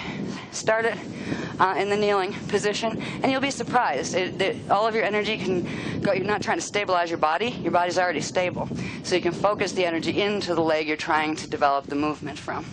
All right, and then there's one more that leans like that, and that one is really simple. I love this one because it doesn't hurt or anything. It's just simple. Right? It's just simple. Full extensions back. And basically it should be facing like forward and keeping, if he was a counter, right? Sorry. It would be like this kind of effect, right? Where your shoulders are up a bit and you just 1, 2, 3, 4, 5, 6, and switch legs. Sorry. 1, 2, 3, 4, 5, 6. Notice the angle of my leg. It's not like this, right? It's toes pointed, back. Think ballerina, right? And it does take a little bit of stretching out of the ligaments and stuff in the back of your knees. But eventually, if you do it, it will help to do that. It'll help stretch them where you literally, not like this, but this one is dancer leg, right? Eventually, we'll have harder ones where you do these two and you come back around and over, but we're not going to do those right now. Right? These are the basic moves. Simple. If you want to do it the adaptive way, down on all fours, back like a table, straight, and just knee up and in, and then smooth movement, and back. Then you can switch off legs.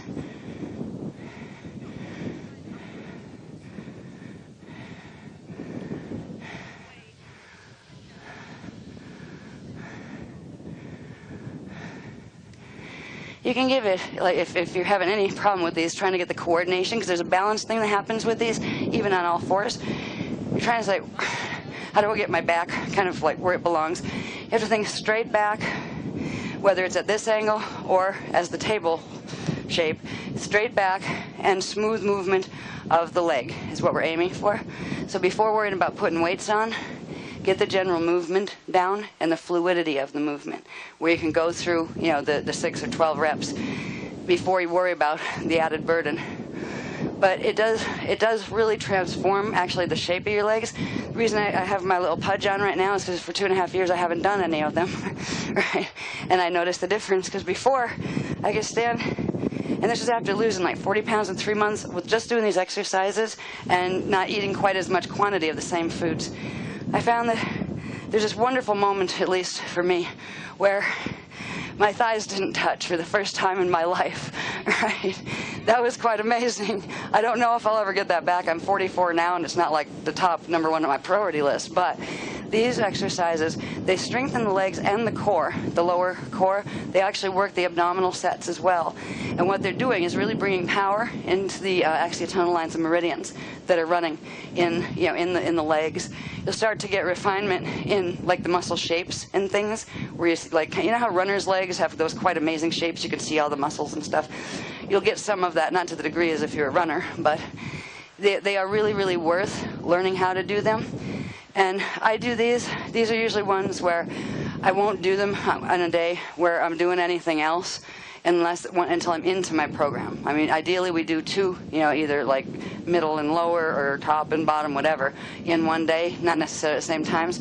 These always make me so tired that I try to do whatever is the easiest thing on the same day. Or some days when I was first getting back into it, I won't do anything else on that day just because of the strenuous nature of them. Because you can push yourself through these, like the first couple weeks gung-ho, and then your body will just crash. You'll say, I can't stand it anymore, I don't want to do it, forget it. So little bits at a time to grow into them is best. And these are the hardest ones. As far as harder than any of the other sets, the lower leg ones are the harder ones. Eventually they will get us to the point where they're going to give us, how we have the aliyahs that we didn't do yet that have to do with the arm movements, right? There's going to be, at some point, given a set of lower aliyahs, which are about momentum as well as about movement and strength. And these are almost like flying dancer legs. I've seen the beloveds demonstrate, and I'm going, yeah, right. Well, we'll have to call up the gymnasts in the group for these. So we'll see where they go. But they haven't even given them to us yet. I couldn't do them. They're all like choreographed movements that are continuum movement, but using stretches and things like we're learning just to get the body to do. And those guys do this on Median Earth as a form of dancing with the orbs and actually moving with the elementals. And that is you don't see them with treadmills. All right? They don't need treadmills. They don't have to sit and do ab work. They don't have to do this level. But what they do, because first of all, their muscles don't degrade as quickly as ours do. They hold a natural structure, eternally, basically. But what they do to keep the energy circulating, and as part of like your daily whatever you do to keep yourself healthy, they do these dances, and they're amazing. And some of them can also levitate, so they do them in the air, which is really cool to watch. Yeah. So eventually, someday. But right now, if we can get through the leg set, we're doing good. All right, so that's the first 3. And now we're going to do, this one is interesting. This one I usually use a counter for too, especially when I was first learning, just to get the motion, to give myself something to balance on, because it's actually a more dynamic one, where it's a side kick. It's a karate kick, but there's a whole you have to do. And I first just learned it kind of like this, okay? Right, and I'm going, right, like hold on to something. But eventually, I don't know if I can do this with this on, but I will show you once you get it down what it looks like. You can do it this way or this way, whichever mood you're in. Peaceful or good. Right, and I need more room than this. I don't want to kick the chair. Okay. See, I'm not used to doing it in sand either. That's not flat. All right. Yeah.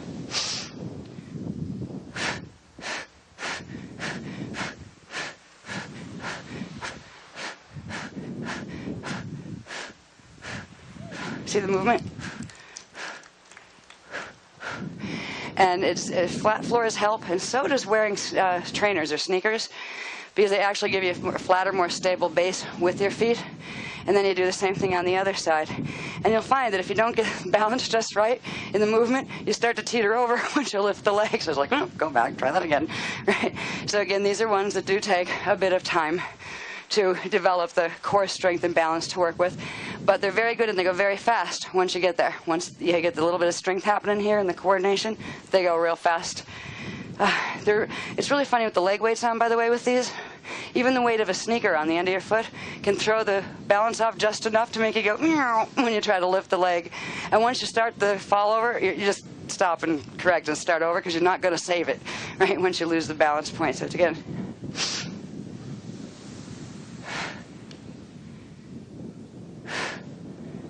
And it's easier to do it fast, right, than hold the leg out like that. Like.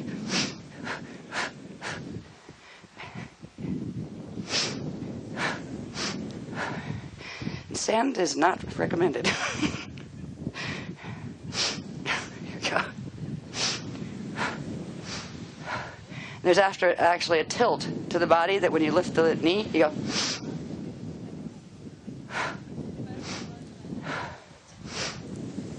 Sand again.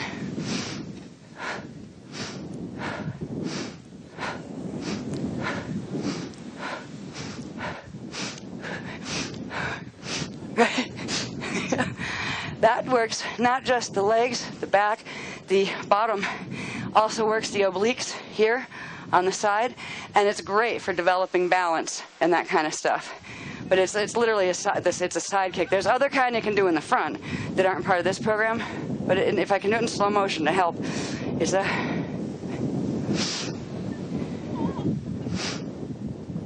tilt and knee up to the side, and then. But it's meant to be as if you're kicking something, you know. And eventually you could like leap up, right? But start with simple. Lean on a counter with one hand, or hold like under the edge of a counter to actually pull you back as your balance starts to go. That will help you develop the muscle strength in the legs and in the torso until you can actually do it more rapidly without having to hold. So start like holding on to something, you just go.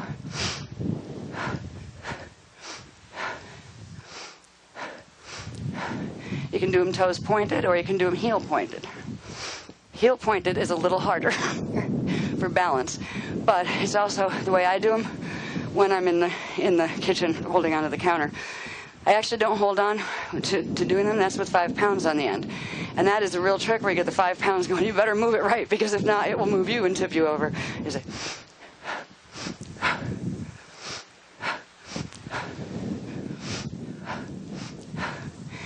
and these get easier, and this is the hardest place to learn them, is on sand, where you don't have the stable. But it's basically a side kick. It is a side, like martial arts kick, right? If you want to make it harder, with the ankle weights on, you do it in slow motion. And watch right there how you tip over with the ankle weight, unless you can bring the body back at the right angle to counter tilt. That's why when we lift up and start to go with the legs going out, you do start to bend your torso over to the other side to counterbalance the extension there. Yeah, okay, there's that one. This one's quite easy. And in the first starting position, they actually forgot the orb. I had a globe there to demonstrate. You can have an imaginary orb, or you could actually use an exercise ball if you want to. But the idea is, imagine you can start it with like a small ball that's only about this tall. Eventually you can like have a big like exercise ball. The movement is simple, but it surprisingly works the muscles surprisingly, especially with the leg weights on. We start, put one leg toe pointed out to the side, kind of hold in your abs and put your shoulders back, and tighten your bum muscles a little bit to give your torso some strength. And it's just you inhale and then go cross over. And then back, lift and cross over. The idea is to not hit that imaginary ball that's in front of you, right? Up and over the ball. Up and over the ball.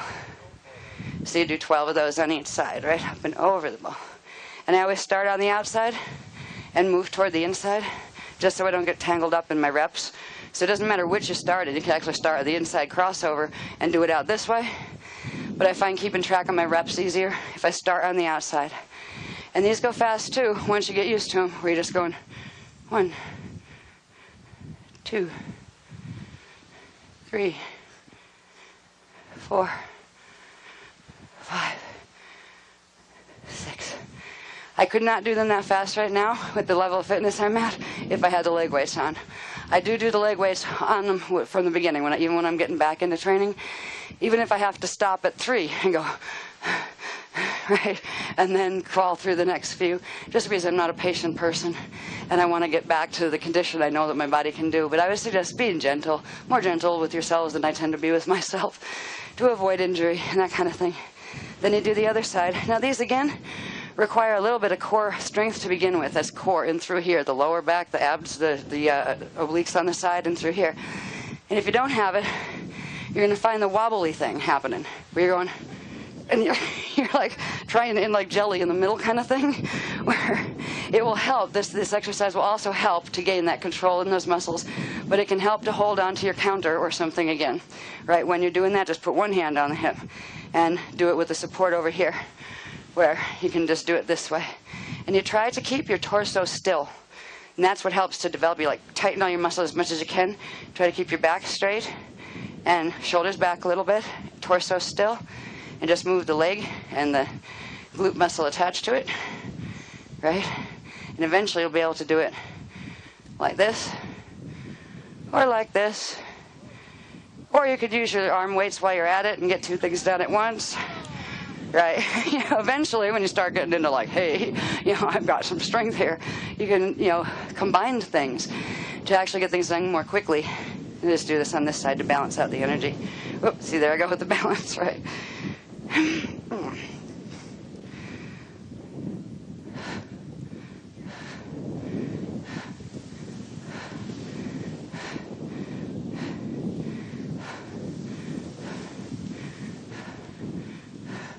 and 6. There we go. Okay. There's those. That was number 5. Now we're on number 6. These are easy, but again, require a bit of core balance and strength to just keep the balance point so you don't start tilting. So you can start out holding on, get into the, I hold the under edge of my kitchen counter. Even if I can do them, if I happen to have a tired day where I need the extra support, where I don't have to worry about the extra energy going to try to hold my core stable, I will hold on to something. But they're really simple side leg lifts, and I put the weights on. It's just to the side like that, right? Where you can feel the crunch in here on that side muscle, the oblique muscle. So I'll do some on this side too so you guys can see better. But it's simply,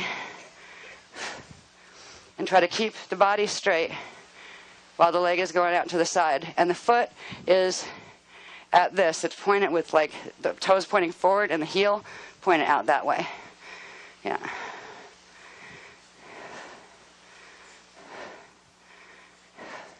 And I'll do some on this side so you guys can see better. Okay. And again, you try to, it's almost like you pull yourself into a pillar of more rigid muscle, not totally rigid, but enough where you feel some tension to hold your balance together in this. And then just,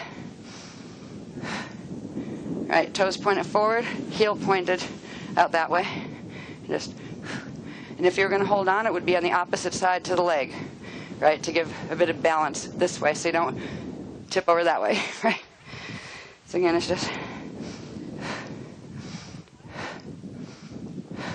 and you should feel it right here as well as in the leg. These oblique muscles, those things on the side that turn into love handles, right? It works them too, right? Whoops. There's the balance again. Yes, and I highly don't recommend sand unless you really want to give your core a good workout as far as trying to keep the balance, right? But it's just these. And try to keep your body straight and not bend in compensation for it. You don't go over to the side on this one. Try to keep as straight as possible. And just out to the side.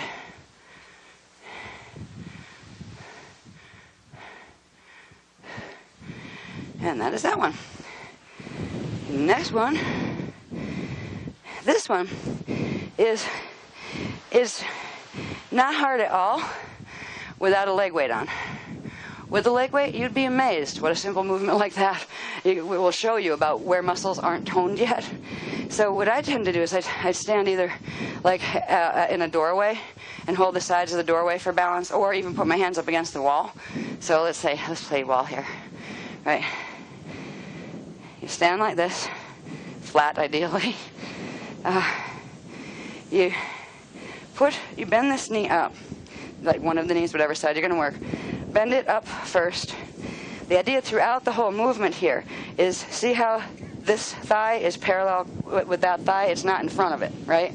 So you keep that thigh in the same line as this one. And you simply then bring the toes down. Toes are pointed, right? And then just, while keeping that thigh even with the other. 2, 3. You should, and squeeze your bum muscle a bit.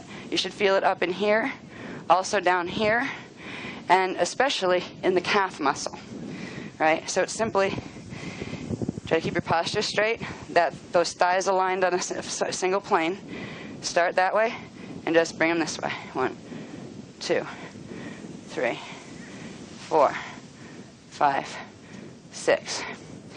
And then you do it on the other side, where I don't know if you, maybe I should turn around so they can see over this side too. Right. I'll do it this way.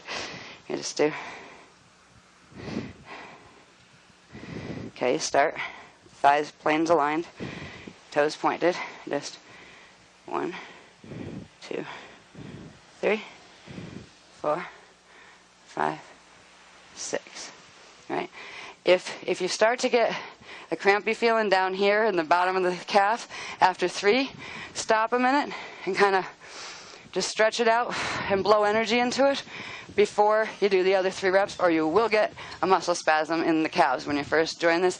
I mean, I did. Maybe you won't, but I did. I had muscle spasms here. I had muscle spasms here when I did these with the weights for the first time. So they look simple and easy, but they are much more strenuous to the muscle than you might tell by looking at them. So, start them simply where you can do 12 reps without getting the cramp effect. Then start with a small weight on the ankle. It's just simple movement, but it's a lot easier if you did this, right? If you had the knee in front, that's easy. That's not working it, right? It's keeping that thigh, even with the other one, that actually works it. It shifts the work from here all the way down into here. And that's the muscles these are trying to develop, and the axiotonals that they're trying to develop, the rear ones. So that's that one. No. Oh, this one, okay. This one is simply, I think they call them one-legged squats, where, oops, found a cord. Right. And part of this, and I'm going to probably wobble all over on this because of the sand, because it's not flat. Flat surfaces help a lot with these. So do trainer shoes, with flat bottoms. But I also do them barefoot too at home, depending on what I feel like. So you simply take one leg and lift the knee and wrap the ankle around the back of the other one. And the one that is still on the ground is the leg that is being worked at the time. Okay? And you just go. And again, counters help when you're first trying to, get the balance. And it's just. Yep, balance. Thank you.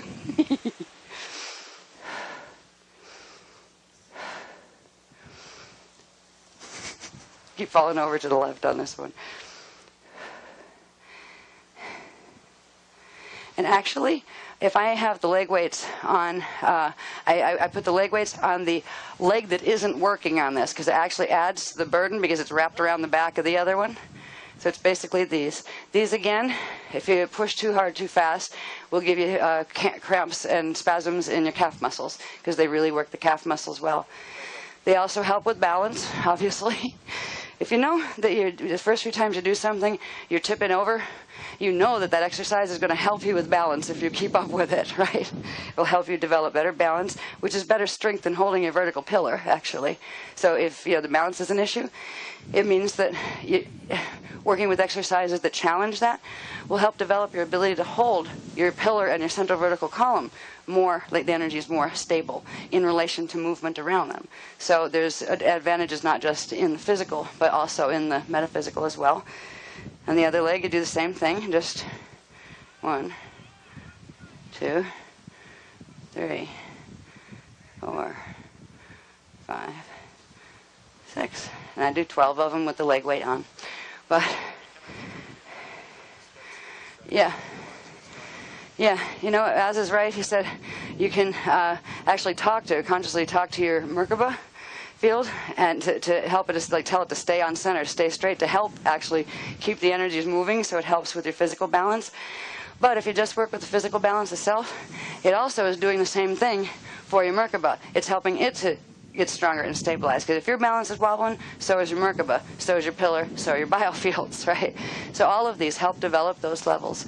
It depends on, for me, when I'm doing the physical ones that actually challenge me physically, it takes everything I have just to focus on getting through the physical part of it. I haven't got to the point yet where that becomes easy breezy enough, where I can actually focus energy into the mindset of concentrating on the energy systems as well. Once you get done where you can work through these easily, then it's time to start saying, okay, and how can I enhance this, and start talking to my axiotonal lines and talking to my Merkaba and that kind of stuff. I can't do it that way, but some people might be more oriented toward that. I'm kind of like get it done yesterday, and I try to get the physical moves done, so even if I don't have time to do them fully properly, where I hold on every rep and do all of that stuff that takes twice as long, at least I got through them in a day, and that will keep the axiotonal lines open and all of that. So that was the one-legged squat.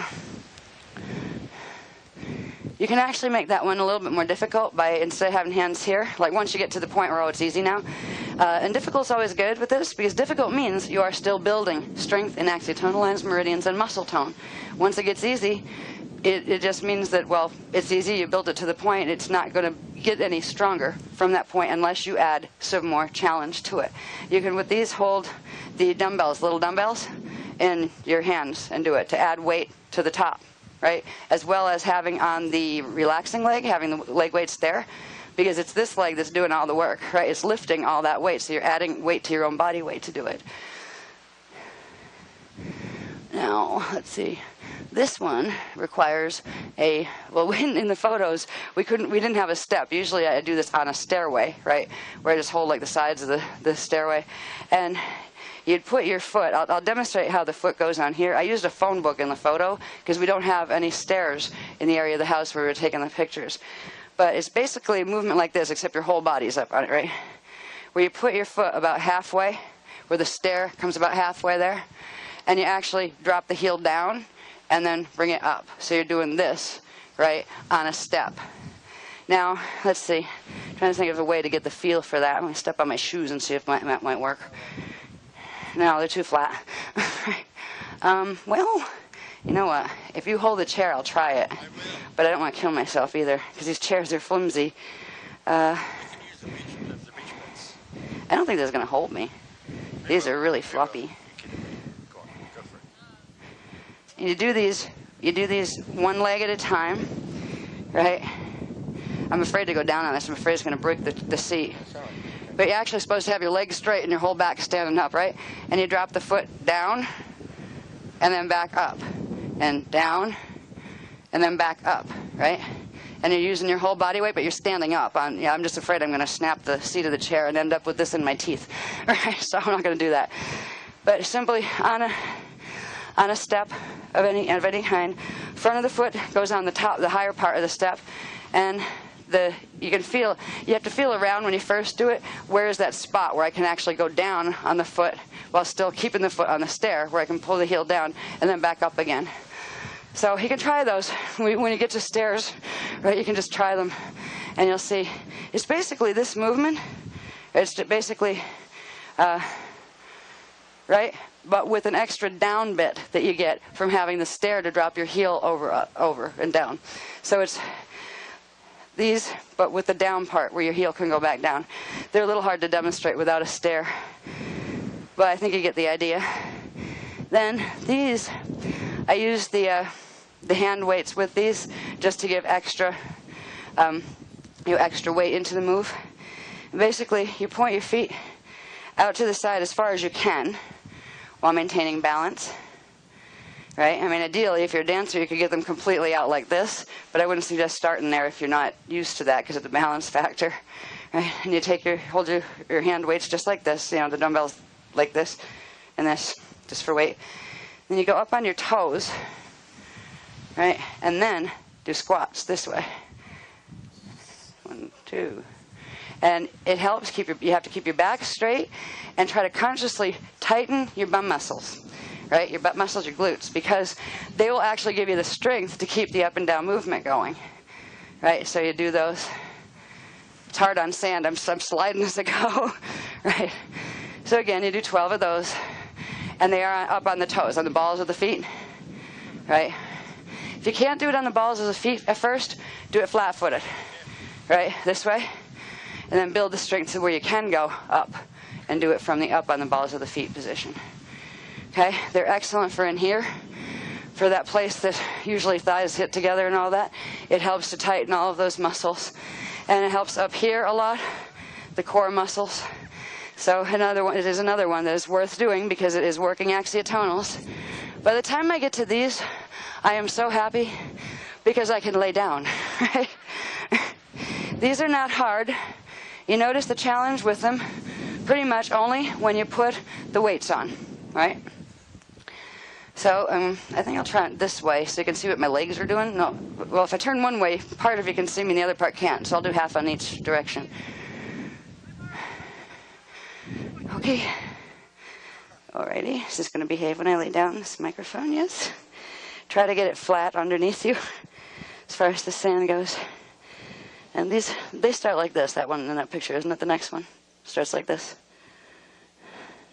Yeah. And you just relax your body. And I do 12 with my toes pointed, and then I come back and do another 12 with my heels pointed and my feet flat. It stretches different muscles when you move, the feet like that. So I start with pointed. And you just go. Look out! I don't know if I'll hit you or not. I can't tell from here. Yeah. 1 out as far as you can in a stretch, right? The V stretch.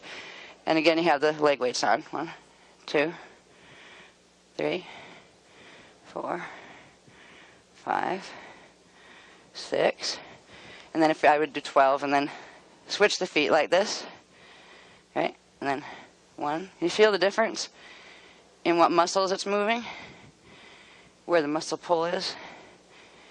Switch it back. If you can't feel the difference, do this for 1, and then switch it and feel the difference there. Works just subtly. Different muscles back here and up and through here. So just 12 of each of those. I find them very relaxing for my lower back as well. If my back got tight from doing the stand-up ones, this sometimes I'll just do extra ones like this, just kind of like zoning out to loosen the tension in my back. I use it as almost like a massage effect. And they're really good for all the muscles on the inside of the legs here, as well as the ones on the outside, and the lower back and the lower abs. They work all of those. And one more. There's one more, isn't there? Yeah, this one is a compound move. And it's easy, but surprisingly, when you put the weights on, you will feel it. When I first started these, I could get to 6 reps, and then I had to just put the leg down and breathe and actually rub it a bit, because it would get that like burning effect, like ow, ow, ow, ow, right, where the lactic acid is building up in the muscles, and there's like little micro tears in the muscle. So if you get that feeling when you're using either the weights or even without, just let the leg rest for a bit before you go back in to the exercise. Did I start with knee up on that one or down? I can't remember. Because you can start either this way or with a knee up. It doesn't matter. Bent? Down. Okay. Okay. You can put your hands anywhere you want, too. It doesn't matter where your hands are on this one. I'm putting them under my head right now because my head is hanging lower than the rest of me because of the sand bumps. And it's just I kind of inhale the leg up, go. And then exhale. And then. But you don't put it all the way down. Once you get it back in the straight out position, you go into the next rep from there. All right, see how I'm holding it up? So you go. 1, 2, 3, 4. And notice it's as straight as possible when you're doing the extensions, where your knee is like pretty much not locked, but as straight as you can get the foot and pointed, right? 4, 5. Do one more on that, and then you switch legs to the other one. And again, with the weights on, you do feel it. You'll feel it all the way through the front of your leg. You'll feel it through your bottom, your buttocks, and you'll feel it in your lower back and the core muscles. So it works a lot all at once, not just. And what these help to do, the ones that work the core as well as the legs, it actually helps to open the lines that between the axiotonal lines that switch from the density 2 flows that are running through here into the density 1 lower flows that run through the leg systems. So it helps those linking areas as it's linking from the center middle area. Then there's this link that the axiotonals and meridians have to do that jump over the Iumbi line, right? Then they go into the leg ones that have to do with the density 1 level flows. So, and same when you're working from the top down. Some of these, because they work one area and then a little bit down into the next one, they actually help open those links so the flows are much better. So again, I'll do this side just to keep my own legs balanced. 1.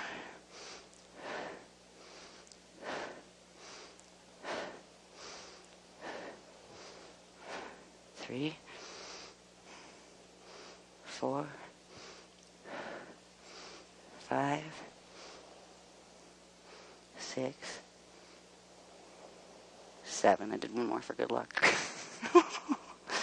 And if you notice, when you do these leg things, even without the weights on, you might find somewhere in the middle of them or right at the end, you start to get like, where it feels tight, like it's going to cramp. If you're starting to feel a cramp come, actually try to extend gently in the opposite direction, right? If it's cramping here like this, gently try to push into it and breathe into it and even rub it. Like to try to rub it out before it fully catches. If it fully catches, there's not much you can do except gently work it out. But a lot of times you can catch the sensation before it goes into a full spasm where it locks, and literally just run energy into it and try to counter stretch it out. Stretch out the wherever the cramp feeling is gently before it locks up. And a lot of times you can catch them and save yourself a lot of grief. Same thing with your neck. If you ever get that kink because you slept on your neck wrong, at night and you wake up with a kink in the morning, if you're careful, if it hasn't set too far, you can actually breathe into it and counter kink, pull in the opposite direction of the kink just a little, right, to work out the spasm before it locks in. So those little tricks have helped me a lot while I was working, especially when I started with nothing. I had never exercised in my whole life. And then in 2004, they told me to, they helped me to put this program together and said, now go use it. And it was like, I felt like I got hit by a bomb. I was just like, physically felt wrecked every time I tried to do one of the sets. But after, it only took 3 months, and I built up from not being able to do hardly any in the first, week, forget it. It's 2 weeks, I could do a little bit more. There were 3 weeks, I could do a little more, and I was noticing I didn't get exhausted as fast. Within 3 months, I was amazed at how strong I got. I could do 15 push-ups. I never could do a push-up in my life. I can't do one right now either because I haven't done them in 2.5 years. But it's amazing what, if you work with the program, the strength you'll find in your physical body, and you just feel so much more like you own it instead of it owning you. There's a feeling of empowerment when you incorporate with your spiritual self, the part of it that is your body. So it's worth suffering through getting to the point where you can feel that grace in the body. And I swear, I'll never again, if I ever get it there again, which I will, I am not going to let it go this far again, because you have to go through the same old thing. If you decide to stop for a year, you'll still actually hold form much better than you did before, but you will lose the muscle strength, and you'll have to crawl back through just to get to the level you were before if you let it go. But if you do a little bit in a couple days a week to keep it maintained, and just make that a part of your lifestyle of moving meditation, because that's what it is about. It is, you can sit there and do om, om, om, or you can do this and do om, om, om. You know what I mean? It's active meditation where it's actually integrating the spiritual aspects of the jari right into the rest of your consciousness. So it is worth it as a lifestyle change. And if we're building light quotient in the body, it is definitely one of the greatest tools you can use to do that. That and the techniques that open the flows are the greatest tools you have as far as building light quotient. In the workshop tonight, or the lecture tonight, we'll see a little bit more about, we're going to see some of the safe zone map stuff that they're giving me, and understand a little bit more about why it is worth building the light quotient in the body, the Shalaya quotient in the body, because there is definitely certain amounts of Shalaya quotient that are necessary to be able to undergo certain things on an atomic level, one of which is slide. So it is directly connected. This is the point of understanding spirituality and matter, that there's no all the philosophies that we have on the planet right now, they tend to just teach you about that and sometimes a little bit about food, but they don't teach you about the rest of the things that are building light quotient. And this is the point where you want to get into a physical slide, you really want to be able to do that. There is no substitute for getting the light quotient in the body. You can do as many chants and pray to as many archangels that you want to, but it's not going to change that your body is not holding enough light quotient to sustain the realities of multidimensional physics that are involved with literal, genuine ascension. So it's worth it. We teach ascension exercise. Strange. I don't think anybody else does that. All right? All right. Okay. Now, I just want to see if there's any of the, what are they called, the adaptives that I've missed. Okay, I did say how to do the adaptives on the leg ones. Any of those that we just did for the lower part, again, just do them in that position, like, the kind of like doggy style, where you're like your back is like a table, and you do all the leg movements from there, be it that one or the side one, or what's the other one? I forget what the other one is. Oh, or this one, right? You can do them all, get the same effect. It's just a little easier on your back and on the rest of you until you get those movements down. Now, for the push-ups, is the first one for the upper, is the sissy push-up. If you can't do a full where your body's like a plank push-up, guys are usually pretty good at that because they got the muscle bulk and the bigger arms and stuff. But guy or girl, you can start in the position that is on the adaptive, where you do the sissy style ones, but not just like this. It makes it a little bit more effective if you put the knees, bend the knees like that, where you're going down like this. It's a little bit more challenging than if you just do that, right, and stick your butt up and down in the air. Right? Let's see. Okay, this was adaptive for middle Arias 3. I'd have to see the other ones with it, actually. I think I don't have the actual other papers with me where I can compare what it was before, and I can't remember. There's so many of them. But if you look at the adaptive picture on all the ones in the top, like these are all showing the adaptation. The ones down here are actually showing the ones as they are on the lower paper and just saying do them all in that pose.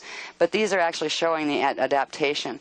Some of the ones where you have legs, knee bent up in the air and one leg straight and you're doing crunches, you can do those easier by keeping like one leg down right on the floor, where you can take the burden off the leg actions on the crunches for a while until you get the areas of the abdominals and the back stronger. With these, I'm trying. If I had these to compare, it'd be easy to show you what I'm talking about, but I actually don't have them with me. One of the ones that can be really strenuous is middle race number 7. When you first start, especially if your lower back is a bit tight and the muscles aren't strong, that's the one where you're like this and you're doing these, right? If you can't do that, if that hurts your lower back, and remember the tailbone has to stay to the ground, right? If that hurts your lower back, especially that first lift, actually just bend your knees, start up in the air, right, and go from up to down. And take it down as far as you can comfortably while keeping your tailbone on the ground. And eventually that'll build enough muscle strength where you can start from the ground and have that little bit of extra oomph where it's hurt a little bit harder on the back to bring them up like that. The one next to it, middle raise 10, that is where I think I'd mentioned that, where it's the ones where you're doing this and then pulling the abs back to make the bum go up in the air, and I'm on uneven sand and now, so it's a little awkward. Just holding on to like the underside of a couch or something to give yourself leverage can help with that one until you develop the strength in here that will make that easy. This one, number 11, middle race number 11, that's the one where you do this. Wait a minute. I forget how the starting position was on that. I have to look at them too. But end up doing these where you're keeping the legs up like that and out. And they can be a bit hard at first. You can do these by just not extending the legs at first, where start like this, the hands up, and just do this, right? Don't worry about the leg extension part, because that's the part that you feel all the way up into the upper, like the middle to upper back, as well as all the way down. So these are some of the adaptations, again, with like number 12. You can start that instead of doing it from up, where you go, right, that's the little kicky one. You can actually start it from the up position, right, just like you did the other one, where you don't have that drag on the tailbone when you're first bringing the legs up, and then do it from here, right, and then bring them down, and then do that, and do it as low as you can, but don't worry about the ones that are real low, because the lower you get with these, the harder they are, right? So you can start with the ones that require that kind of lift. If your back, if it's bothering you, if it's hard to do, just start with the legs in the up position to begin with, and then lower them to whatever angle is you can work the exercise on. Let me see if there's any more. Oh yeah, this one, the karate kick, or karate kick thing, where I'm just showing leaning on something with one side while you're getting used to doing those. That's the kick out to the side one. So let's see. I think that pretty much covers it. The ones here where you see the legs sticking up, these were the ones where we're doing the crunches like this, right? And then crunching up toward that way, right? And you do like 12 on that side, and then you reverse the legs, and you do 12 on this side. To make those easier, you can just put one leg literally down, so you're not having this one bent up like this. You just drop it down to give the whole thing more support and still bend toward it. It's much easier. It shifts a bit of what the action's doing here, and it doesn't tighten them quite as much, but it's a good place to start. And then it will develop enough strength where you can do them where you have one leg bent and one up in the air, and you're going up like this, right? Because that requires this tightening over here as well as the tightening that happens on this side. I think that's all of them. And same with this. I remember this one. Number 3 was this one, where you're just doing straight-on crunches with both legs up. Just do them with legs down, like knees like this, right? Until you get a bit stronger of doing them. And those simple changes will make them bearable, because for some people they won't be bearable at first. You just can't get your body to do that. And if you're, because you're just not used to working out at all. That's how I was when I started. But I did a couple weeks of the modified type versions of them. And the beloveds would tell me how to modify it. I'd be like, great, you said to do that exercise. You had me hunt it down. We found it in some magazine or something.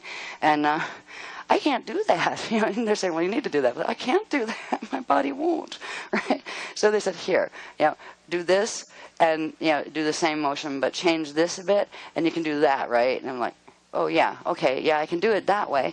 And that would build enough muscle strength in certain areas where then I could go back and within a couple weeks be able to do the more difficult version. It's kind of neat when you get to a point, and it's like, the neat part isn't the everyday thing that's like, oh God, no, not again, right, for me. Some people love exercise. I am not one of them. I'm really not. I would prefer to watch exercise, like dancing on TV or something. But it is worth it when you just kind of use it as a Zen thing. I'm going to have no attachment to whether I like or dislike this action. It is simply a meditation in motion. I will get this finished. I don't even have to like it. That is not required. Right? It is not required to enjoy this. But what you will enjoy at the end, and one of the most immediate results from any kind of exercise, is you automatically have shifted your brain chemicals. You will have better serotonin balances. You will have better endorphin balances in the brain. You will feel better as far as your outlook, your mental state and your spiritual state, because your mental state is intimately connected to that. So exercise is one of the best ways to get control of your body chemicals and chemistry, and that includes your brain chemistry. It's for a lot of people, if they tried regular exercise, it would shift a lot of the depression type symptoms or a lot of those kind of things. It won't shift a possession that's coming out in split personalities and things, but it will help to balance and strengthen the organic personality for that. So what I like to do is, all right, I'll get up and say, here we go again. Okay, I will do this. I will just go guardian on this, and this is simply an exercise in Zen. And then right after it, the immediate gratification is, as soon as I am done, I just feel better. I'm awake. My body feels more alive. My breathing is better. My voice isn't as crackly, even though I'm still smoking.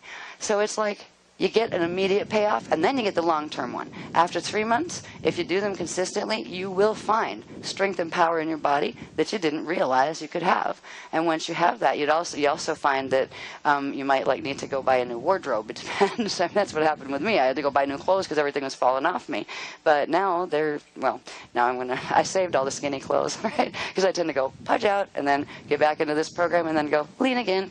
And they're completely synonymous with each other. When I don't do the program, I pudge out and hold what? Hold energy, hold frequency. What kind? Shona, probably. Not all fat is Shona, but it is definitely slowing down the metabolism, and the whole process is involved with the acetones. Your acetonal lines shrink up and get smaller and weaker, and they can pop and break easy, which turns out is like little injuries here and there just by being, without having to exercise.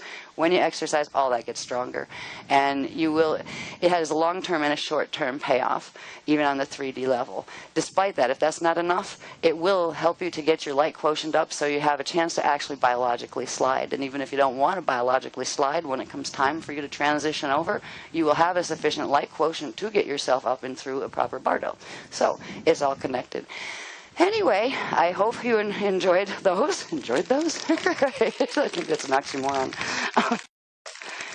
Okay, I'm just going to push this back because I'm still working on this. Haven't showed me the maps yet. I'm in the process of getting the information to understand what is a safe zone in the first place. This is how Levitt started this transmission. So I am going to put it to 10 o'clock instead of 9, but I'm going to keep it there. Whatever I have at 10 o'clock, I will come and share with you, because then right after that, we're going to come out and finish that technique, as long as it doesn't pour again, that we were going to do last night, so we catch up with things, because we're almost in the home stretch now, and I'm looking forward to it, not because I don't love being with you guys, but this has been brutal, the morning and the evening sets for me. I hope you've enjoyed it more, because at least you have your days, where my days are putting together the program for the evening, you know what I mean? So it's been a little bit harrowing in that regard, but you've been a great group, and we'll see you later at 10 o'clock, and we'll take it from there. Bye, guys. What we're going to do with the arrayas is we're going to take the on the upper arrayas where you have A and B, we're just going to take the top 4 and just the A numbers and do those in only 3 reps each, right? Then we're going to go to the middle ones and do the top 4, 3 reps each. And it's going to be like 1 and 2 and 3 and switch. 1 and 2 and 3 and switch, right? Then we're going to, hopefully, if that's how it's going to be, that's what we're aiming for. Then we're going to go to the lower ones and do the first yuck, 3 in the same way, 3 reps each. But we'll do them on without worrying about the chair, where you just do them on all fours, the leg movements on all fours, because it's easier and faster that way. So we need to start out with quite a bit of space in between us, not just for these so we don't kick each other, but when we get done with those, then we're going to go right into the aliyahs, and this ought to be a roar. All right, then we'll have a little bit of a quick discussion about how dangerous it can be to use the light strings, okay? And so we have to make sure there's quite a bit of room, so you really have to spread out a bit for this one. Our stand, we are going to do a shadra and a stand tonight together. There's a big event at the end of all this at the Beloved's Heaven store, so we're going to have a big span anyway, so it's a good time to start like just pressing back, giving more space. You guys don't have enough space in between, you really don't. Stand like this, right? And then go like this. And there should be not only that, but about this much between you and the next person's hands. Yeah, you need to spread out. Right? Right? Because once you get strings going, they're going to extend your arms like almost twice the length, right? You're going to be whacking each other in the head. So, but for the exercises too, we need the space. Once we get into the strings, actually, we're going to take a different configuration and form a huge circle, just one deep, where you don't have lines of people. So we're all kind of facing a center point and spreading out as far as we can, and then stagger them where you have a bit in front and a bit in back in a circular formation, because we're going to use that formation tonight when we do certain parts of the stand, because some of the thing we're doing tonight, we're doing the Shadra laying down. Then we get up once we have called the elementals in, and then there's certain things we're going to do that involve a big spinning circle that we need to make with literally moving and us spinning. And we can start making the parameters of that circle now, especially when the light strings are involved. If it starts to become what it looks like it's a problem with the strings where people are going to get hit, we'll just call it that just hold them in your hands and just do the motions with holding the light stick so they're not flying around. But I don't know how, I have never done light strings myself, nor with a group, and I know they can be dangerous, and if it looks like it's getting dangerous, for the group, we'll just call to hold them in the hands. So let's get started with these. We'll start with the first 3 upper arayas, and there we'll simply do the movements. You don't need the water bottles, just pretend you have your weights in your hands, right? And just move through them. Let me put this here. I think we would, yeah. 40 minutes away from now. How long do you need for this? An hour and a half? That would probably be good, yeah. 6:45. Yeah, 6:45 for dinner, that would be much better. Yeah, and we'll just move the times back. But we should have fun with our stand tonight, even if it's really late, because we get to do the music live, right, like through the speakers from what I've heard. So this is like a grand finale that the Beloveds have planned. They've also said to remind everybody that might want pictures of anything interesting, that it might be a good night to bring your camera with you when we come in later, like to do the stand and stuff. So they're going to attempt to do a demo of some sort, more than they already have. I don't know what they're going to do, but yeah, so that'll be fun. Yeah. What we're doing now is specifically to amp our axiotonal lines and our meridians in preparation for the activations tonight. Because for the first time tonight, our UGU, that undergenetic underlay, whatever it's called, that thing, that is going to flash on. And that actually occurs from the blending of the meridians and axiotonals, where they actually come together and merge and flash, and this is the beginning of, the ability to do atomic transfiguration. So we'll talk about that. There's also a lecture series that has quite a few diagrams with it that are explaining what tonight is about. Also, the safe zone maps, the first level of them have been done, so you will get those to take with you. Right. So we're doing pretty good so far. Even if we run a bit late, at least we've managed to hit the mark on everything, and we've not had to leave anything out. So let's get through these. Let's go. Ho, ho, let's go. Yes, there's a whites night. Yep, whites. And I'm thinking like white flowy stuff, but still where you can move, like where you're not going to get tangled up with your light strings and your skirt strings, that kind of thing. All right. The first of the upper arayas is simply the one that's the bent over one, where you have the weights like this, if you had weights, and it's just 1. Can we all do it together? Let's try to get in synchronization with each other. I'll do the counts, okay? So,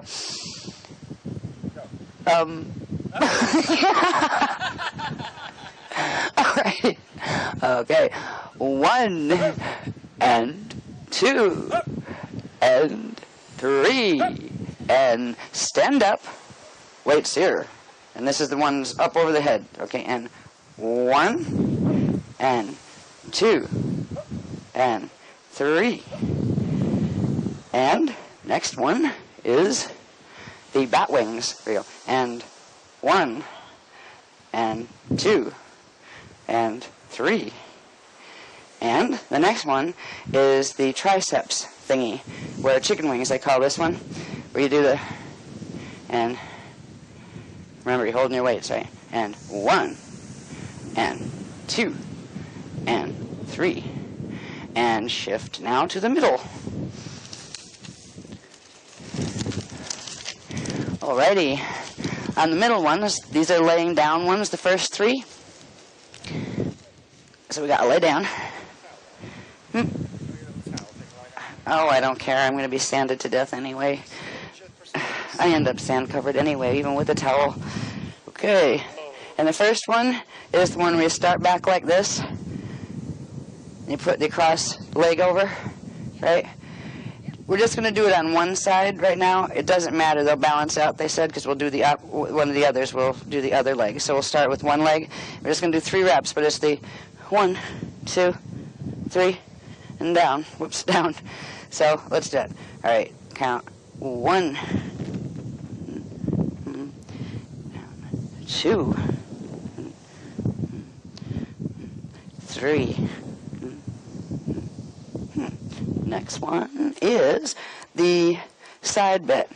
Now, this one, the opposite leg that you didn't, the leg that was on the bottom of the crossed ankle, just roll so that one becomes on the top. In this position, this is that side one where you work the side muscle. All right, where you lay on your side and then twist the top bivvy back forward so you're facing the sky, and then you just do the crunch up using the oblique muscle right here. So it's these guys, right? And just do 3 quick ones of those. And 1, and 2, and 3. And next one is straight crunch with the legs up like this. Again, if you can't do them yet with the legs up like that, just keep your knees up and your feet on the ground. But it's supposed to be this, and just 3 of them. And 1, and 2, and 3, and okay. And the last one is with the leg that was on the bottom when the first exercise, it was under the crossed ankle. Stick that one up in the air, and stick the other leg up bent like this, and then just come up with you're going to do a crunch up with the elbow going toward the bent knee. So you're doing a twist over. So it's 1, and 2, and 3. Okay, that's the lower ones. I mean the middle ones. Now we'll go into the top 4 of the lower ones. And again, these are the ones you usually do if you want to do them full on. You do them with a counter or a chair or something. These we're going to do on all 4s instead. You can do the same leg movements. All right. And we're going to switch off legs with these.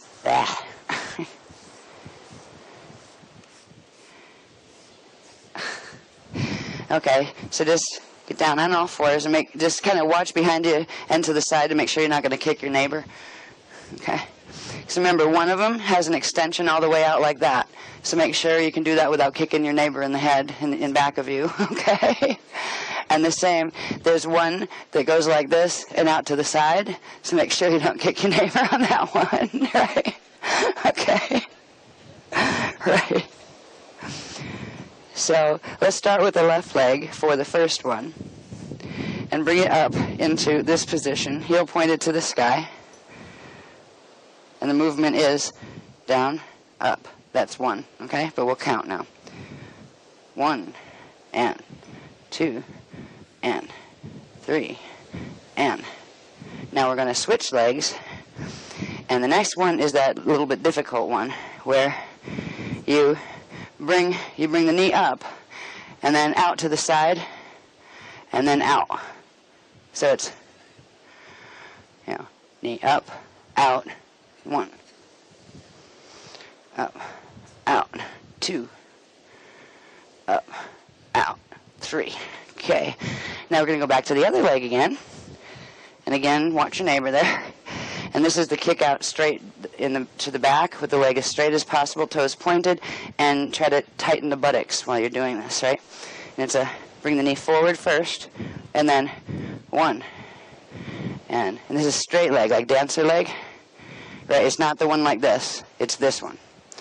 So you go 1, and 2, and 3, and now stand up. This one's always fun, especially on sand. Now we're going to use the right leg for this one. And again, watch your neighbor. I'll demonstrate this one again because it's hard on the sand, but it's basically the, right? It's hard on sand. And then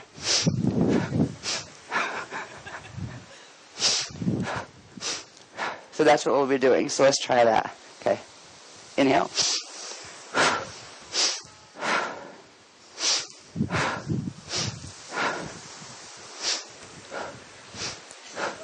Very good. Now we'll go into stretches.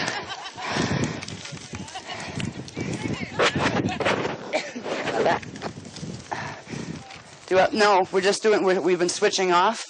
All right, this is the speed amp program. Alrighty, now we're just going to do 4 of the Janus part of the Logo Janus. And let's see, 1 upper, 1 middle, and 2 lower. Okay, they're saying we're going to do 1 upper, 1 middle, and 2 lower of the Logo Janus, but the Janus part of them. There, those stretches. And we're just going to do the easy arm one, which is the side-to-side stretch where you can't hold at the same time. Wait a minute. Okay, and again, this one we'll do actually, we'll use it as an exercise as opposed to a stretch where we'll go, you put your arms up like this, and just go 1, hold, 2, hold, 3, hold, and 4, hold. And that's good for that one. Now we're going to lay down and do that one that loosens up the spine. It's one of the, it works with the middle and lower.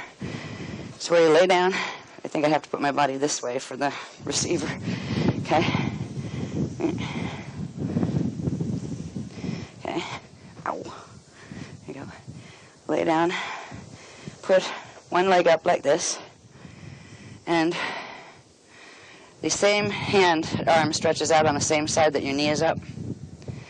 And then take the other hand and put the palm on the outside of the up knee. And you're going to face your face toward the hand that's extended outward. And then gently use the other hand to roll your torso over and pull the knee gently, the whole leg gently down. And do it kind of slow. If it feels tight, don't force it, but just ease it down. And this is just a hold stretch. And if you can hold it, it actually loosens things up. And then we're going to do one on the other side as well. This one's good to loosen both sides when you do this. So let's bring it back in a position. And just do one on the other side. Okay. Leg up, knee up. Arm stretched out, same side as the knee. Other arm takes the palm to the knee.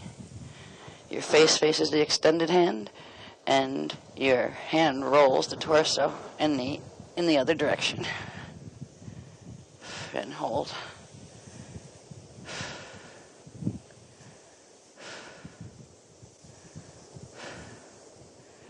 And release. And roll back up. There we go. And now we'll do one more. Found 2 more for the bottom. These, they want us to do, which ones? They want us to do Logo Janus 11 and 12, which are just sitting stretches. And the first one is, I like to call it the monk stretch. It's like an easier version of a lotus position. You just hold, try to keep your back straight, shoulders back a bit. Think Buddhas. Your Buddhas, not other fat little Buddhas that they have statues of. And it's simple, where you just hold your feet and try to fold yourself down as far as you can. And exhale into it. And then you can bend your back if you'd like to bring your head in towards your toes. And just hold the stretch for a second or two. And then unfold back up. And the next one is where you spread the legs to the side. And do the same thing where you fold yourself down. And I'm not going to put my head on the floor this time because boy did I regret it 2 days later. Because I just did it without practicing it and, out for a week. Right? But you just fold yourself down as far as you can comfortably get with the objective of someday getting to where you can put your forehead on the ground. There we go. Just hold for a bit. And then release. And then actually bring the legs back in to that monk position. And just stretch them back just a little bit more that way, because it'll take the tension out of the knees that you just made by the V stretch. Okay. And now, since we're going to go into chaos land of the Aliyahs, just do one more stretch for the arms to get the top of, the top loosened up. And that's just this one. You can also do the other one in the front if you want, where you stick the arm out and the other like this and go. And then you stick that arm out, put the other away, go. And anything that feels like it needs to be stretched, just pull it in whatever direction feels good for you, like free stretch. Okay. And now this ought to be good, because I haven't practiced these either, just so you know. I saw what they're supposed to look like, with the visuals the Beloveds gave me, but I have not. We just took the light sticks out of their boxes, because we didn't want them to, go off or whatever, where they wouldn't be working by this evening. So you probably have more practice with these than I have. Now, I know that a few people have been around people who do them at parties and stuff like that, and one of them is my daughter Zan, and she would like to mention to you some things about safety really quick, because you really need it. So Zan, wherever you are, would you come here, please? If you're here. Is she coming anywhere? Oh, there she is. All right. Just keep it short. Point out what's most important and most obvious. And if there's a way to hold them. How am I supposed to demonstrate that? To show it? Well, first talk about it. Or I'll hold them here, and you can show them. Okay. How does this work? You put this over your head, this behind one ear, and you adjust this. This is worse. Adjust this.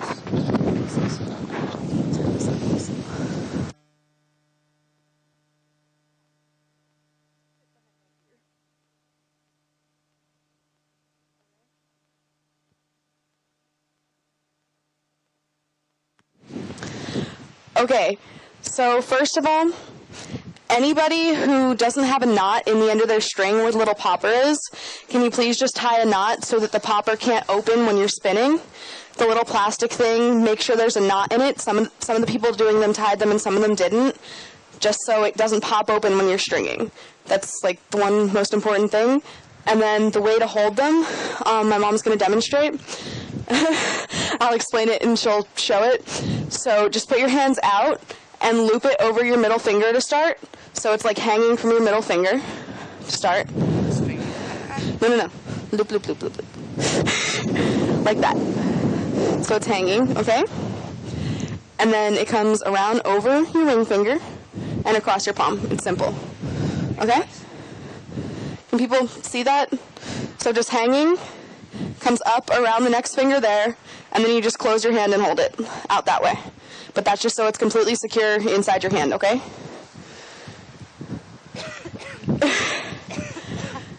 And if people who didn't get that when we're actually using them would like me to directly show you how to do that, I can do that if people want to find me. without tangling yourself in the strings. Hmm? Without having somebody do it. Now look, I keep trying to do it, right? To get this one going. Because you do them at the same time. Look. You do what? You do them at the same time. Do it at the same time. Yeah. You have my strings tangled. Interesting. Just loop them over both. Put it over. Put it over. And you got them. Okay? Are we good? Let's try one first. Okay, the first... It's actually this motion. Yeah, the first one, you can't actually go straight up and down. Like, you can't go straight up and down with them on strings. Like, basically, where poi originates, it's all based on circles. It's all based on circles, so just try to go behind your back. But it's really difficult to do up and down because poi is all based on circls. So even though it's the simplest motion, it's actually the most difficult, oddly enough.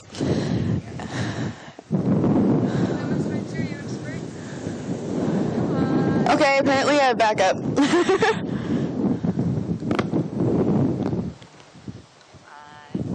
Come on, girls.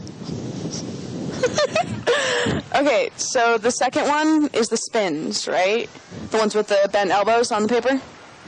You have the paper! It's the one with the bent elbows out like this, right? Yeah, you're like this, and you're actually spinning Inward. Okay. But they're on horizontal. They're on a horizontal, so they're this way, okay? So that's the second one, and that's... Like this, actually. It's really different. Alright, so it's... I'm just going to demonstrate with my right hand because I'm having a really hard time coordinating. So it's on a horizontal plane on with a bent elbow inward, okay? Yeah, well, they should be spinning as much as they can from this way. Yeah. Yeah. But horizontal. Spin like that. Good luck with that. If you have long nails on your thumbs, they're probably going to get in your way, just so you know. And then horizontal.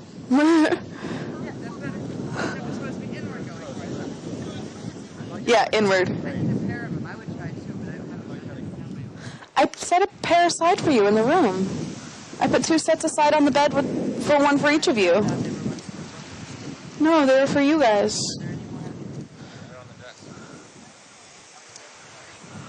I put them aside for you two. Okay, and the next one is outward, right? Where you do it, you reverse the spin on them. So it's... They're actually down. These are down. They're down? Yeah. Where you're doing it like this. Outward. So, that way? Yep. Okay, so those are that way. I'm having a hard time with my left hand, so I'm demonstrating with one hand. Or outward, under. And then, what's the next one? Next one are start hanging down like that. What are they? And you go The vertical ones? vertical. Which way are they going? Do you start up, or do you start forward or start back? They're going this way.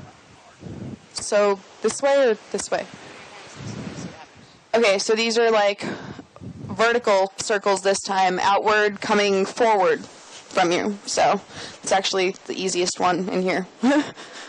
Alright. Okay.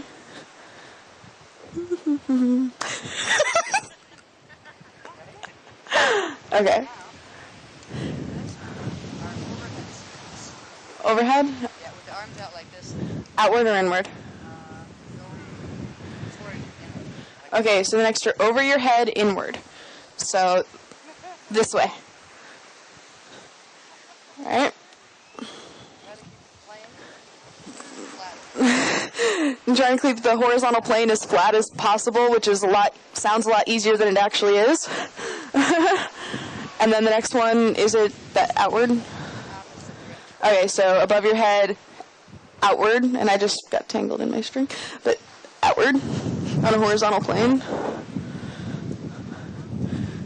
No, so try to keep that one flat, even though it takes a lot of... Imagine all these orbs flying around and all these light sticks flying around moving them, right? It's kind of like a mixed match of orbs. Okay, next one, this one. You start vertical. This one you start vertical, right? And there you go. You bring 'em up? First, forward vertical. Okay, so this one starts as a forward vertical. See, it's totally fire without it. You go vertical. If you hit them on anything, they turn on. Okay, so you start forward vertical, and then what? Vertical, and then you start extending your arms out. And Bring it up. to a horizontal plane up over your head. Okay, so up to a horizontal. I can't quite do that with my left hand, but so you're starting down here with your vertical, and then bringing it up to the horizontal one. All right.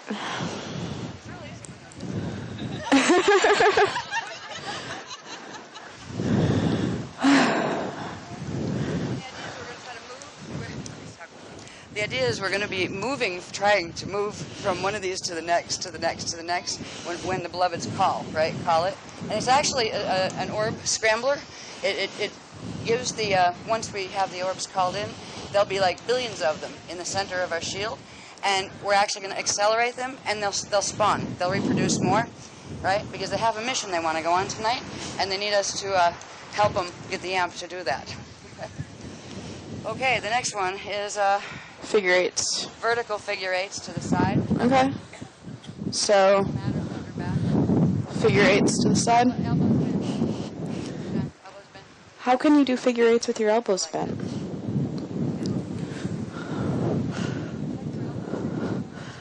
ribs, can you do it this way? No, Way? because I can't do that movement with that part of my. Swing shorter. They're only that big.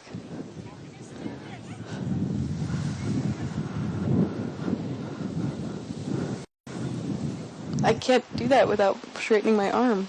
It's. I don't know if I can. I did that.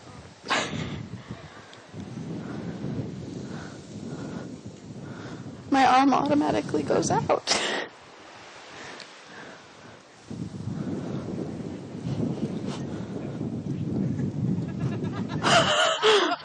See?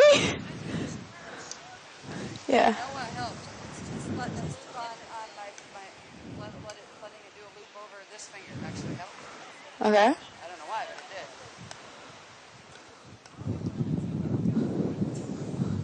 did. I still can't do it without straightening my arm.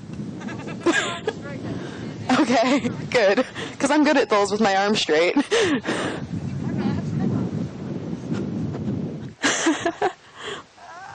How fast can you go? I'm gonna be older than my hands. Quick. I haven't gotten there yet.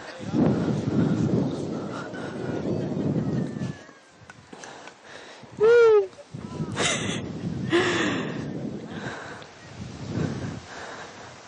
All right, what's next? Two of those, right?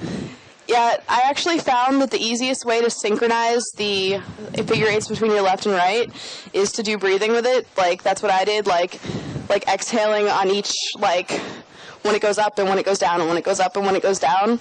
Like, that's how I found that I could get them synchronized because I'm pretty dyslexic, so. The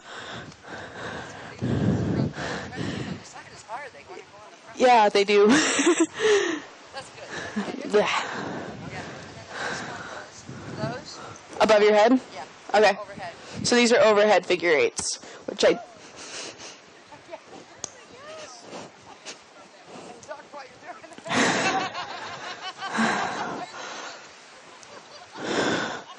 All right.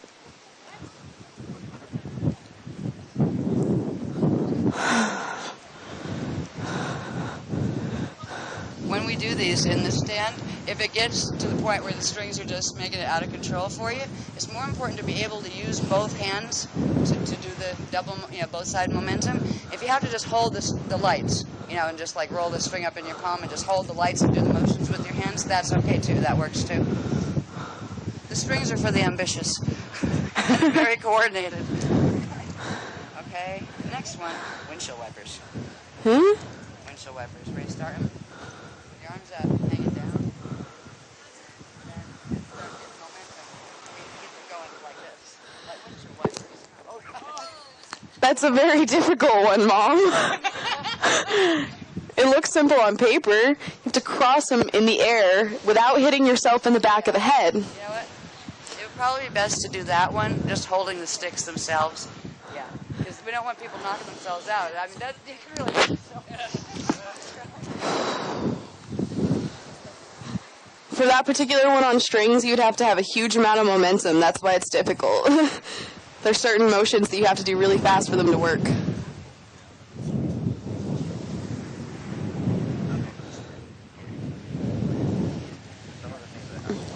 Some of the short note doesn't work. You can't get the momentum on it. Yeah. The shorter the string, the less the momentum. Yeah, you can shorten, like, hold the string shorter if, to see if that feels better for you on some of them. And if they're just too hard, just hold the lights in your hands and do the motions with your, with the lights in your hands. That any way is fine. This one, the next one, number 11, is the Pentagal flows. This one, you only use one, and you put it in your dominant hand, whatever hand is your strongest, like what you write with and that kind of thing. If you're ambidextrous, pick whatever one you want. And you're going to basically make a pentagon configuration in front of you.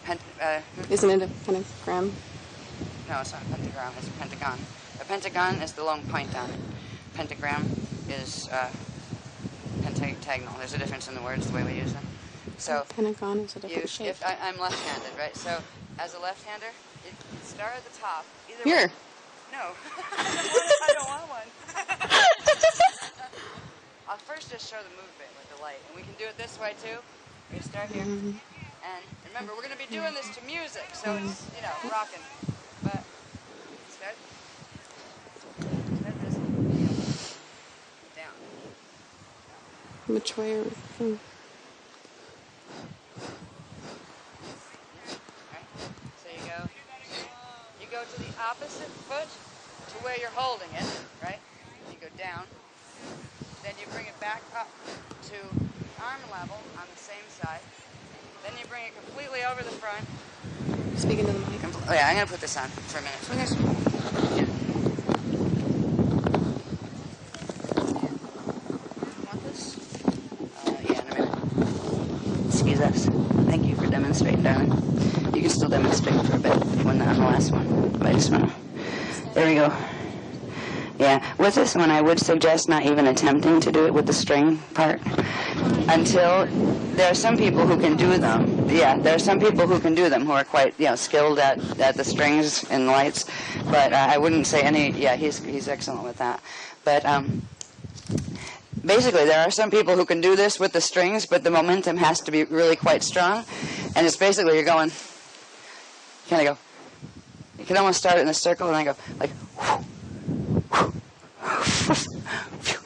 Because you can kill yourself in the process.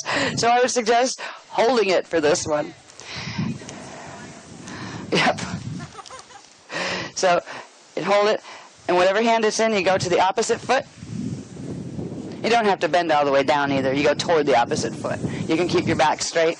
Right, so, and then up to the straight arm out, and then over to the other side, and then down, and then up to the top again. And you'll be doing a series of them, like, to music beat, right?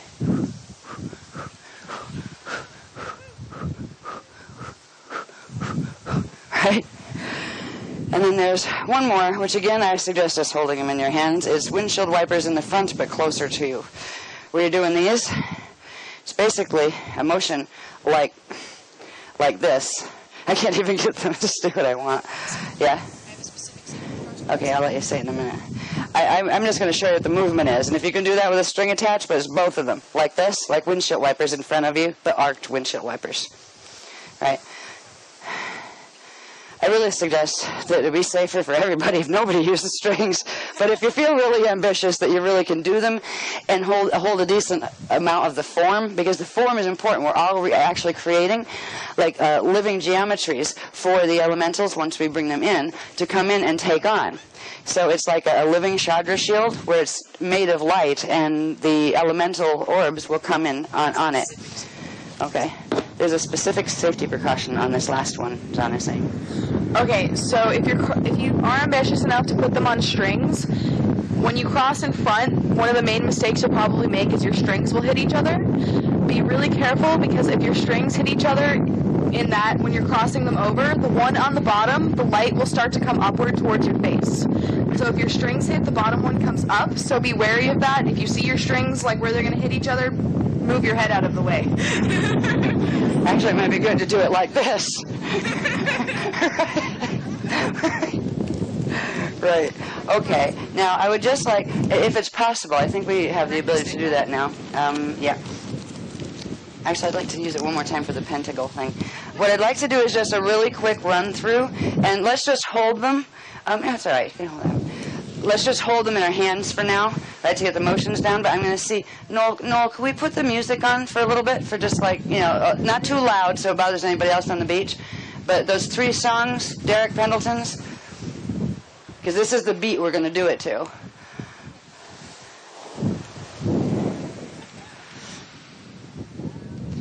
Maybe I will violin. Yeah. Can I borrow your lighted one? That will help, actually. Thank you. That will. Thank you. Oh, well, we tried for Aqua. Close enough. Okay. When the music starts.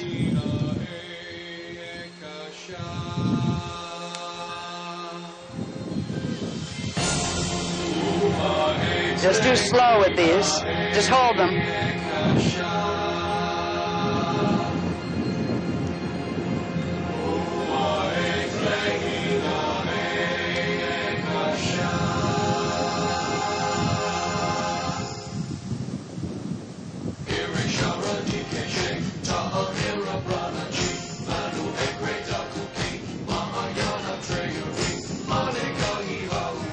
Oops. And try to dance your bottom half with it, as if you're stomping it into the grids. Then you switch them the other, spin.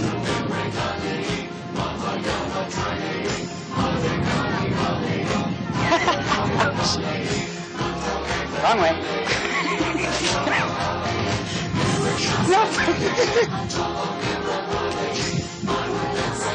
Now switch, we'll call switches when it's time.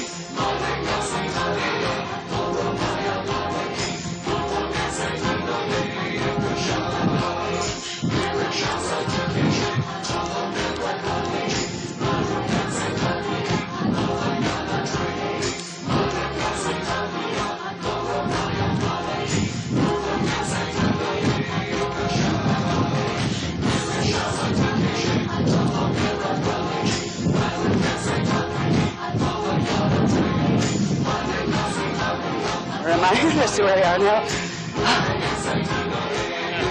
Other way.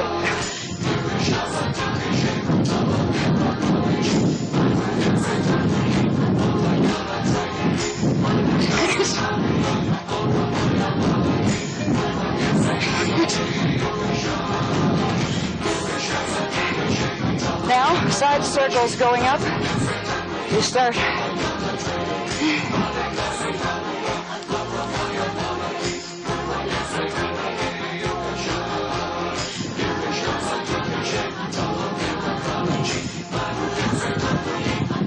Oops.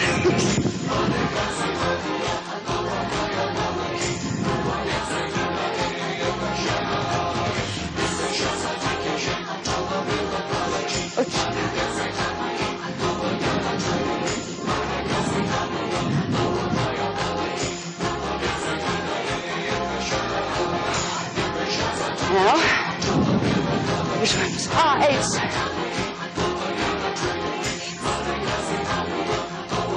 Ouch.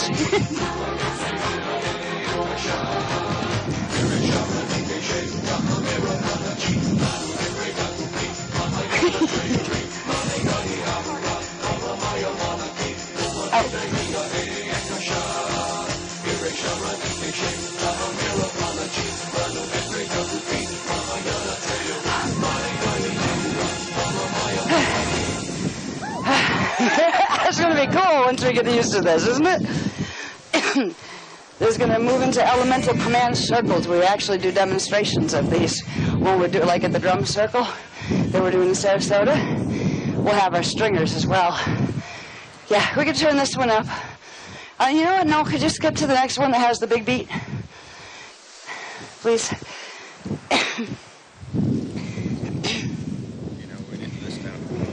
reference or description to each one of those, and you're going to have to chord changes.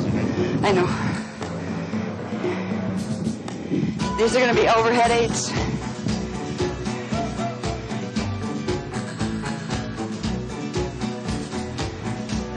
Yeah, we're...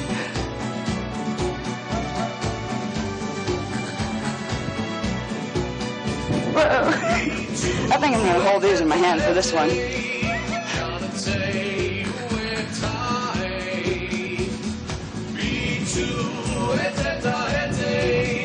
The short string, it's easier as long as you don't tangle your string. This is hilarious. What will the beloveds have us do next? What will the beloveds have us doing next? Oops.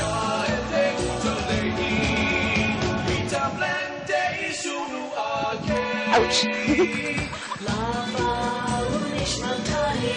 Ouch, ouch.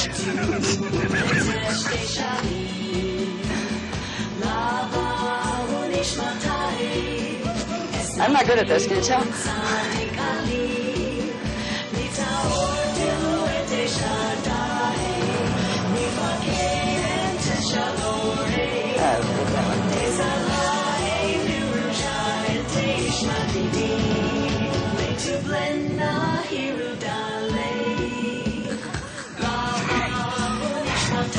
Now, this one's the crossover one, and really I suggest not using the strings, just holding them. You do these.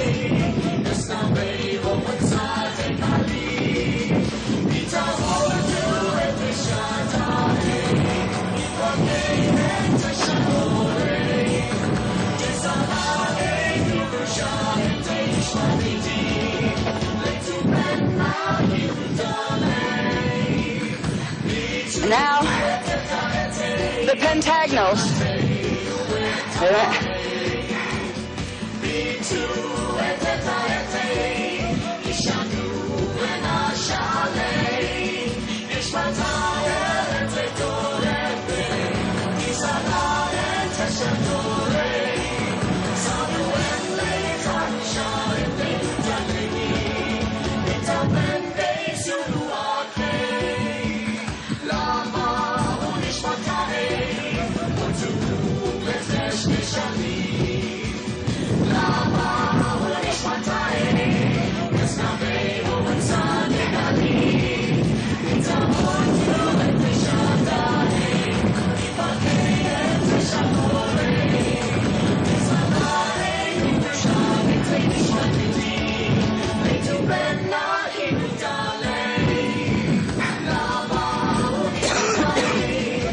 And now the arcs.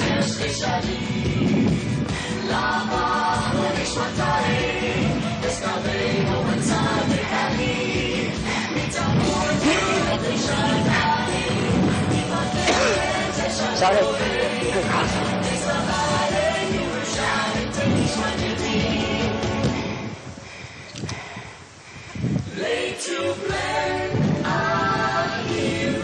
Just do whatever you want on that last slow bit.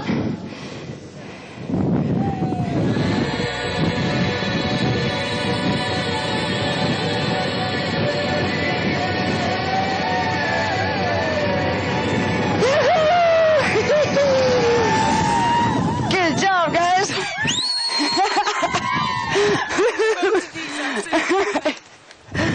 Alrighty.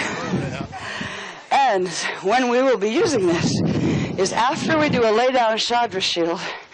They're going to give us specialized techniques tonight to again invite the elemental orbs.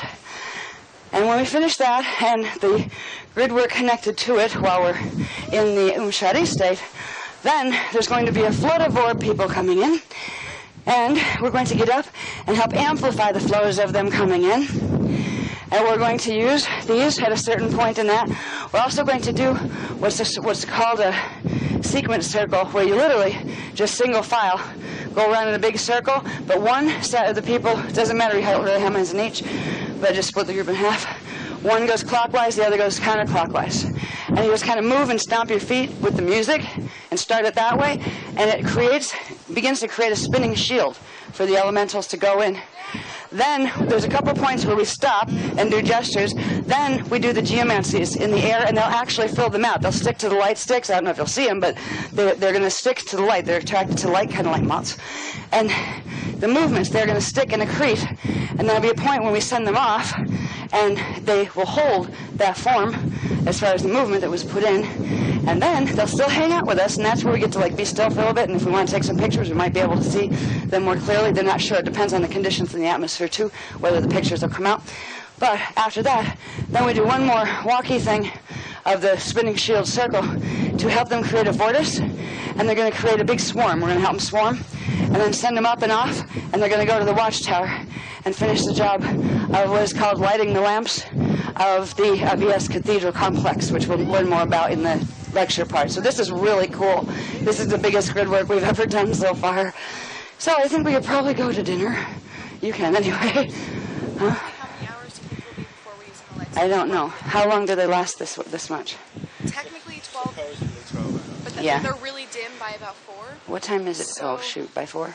By about, so if people, Right. They came on at 6 Is there any place, Dar or anybody, is there any place that people could refrigerate these or put them in a freezer? or even in your rooms, Yeah, because they'll last long. If you have a fridge, a little freezer compartment in your room, as cold as possible. yeah, and stick them in there, because that will help them last longer, the glow on them if they're already glowing. It'll reclose them where you have to crack them again to open them. So if you turn it down as cold as you can and freeze it, Yeah, and then you can re-crack them.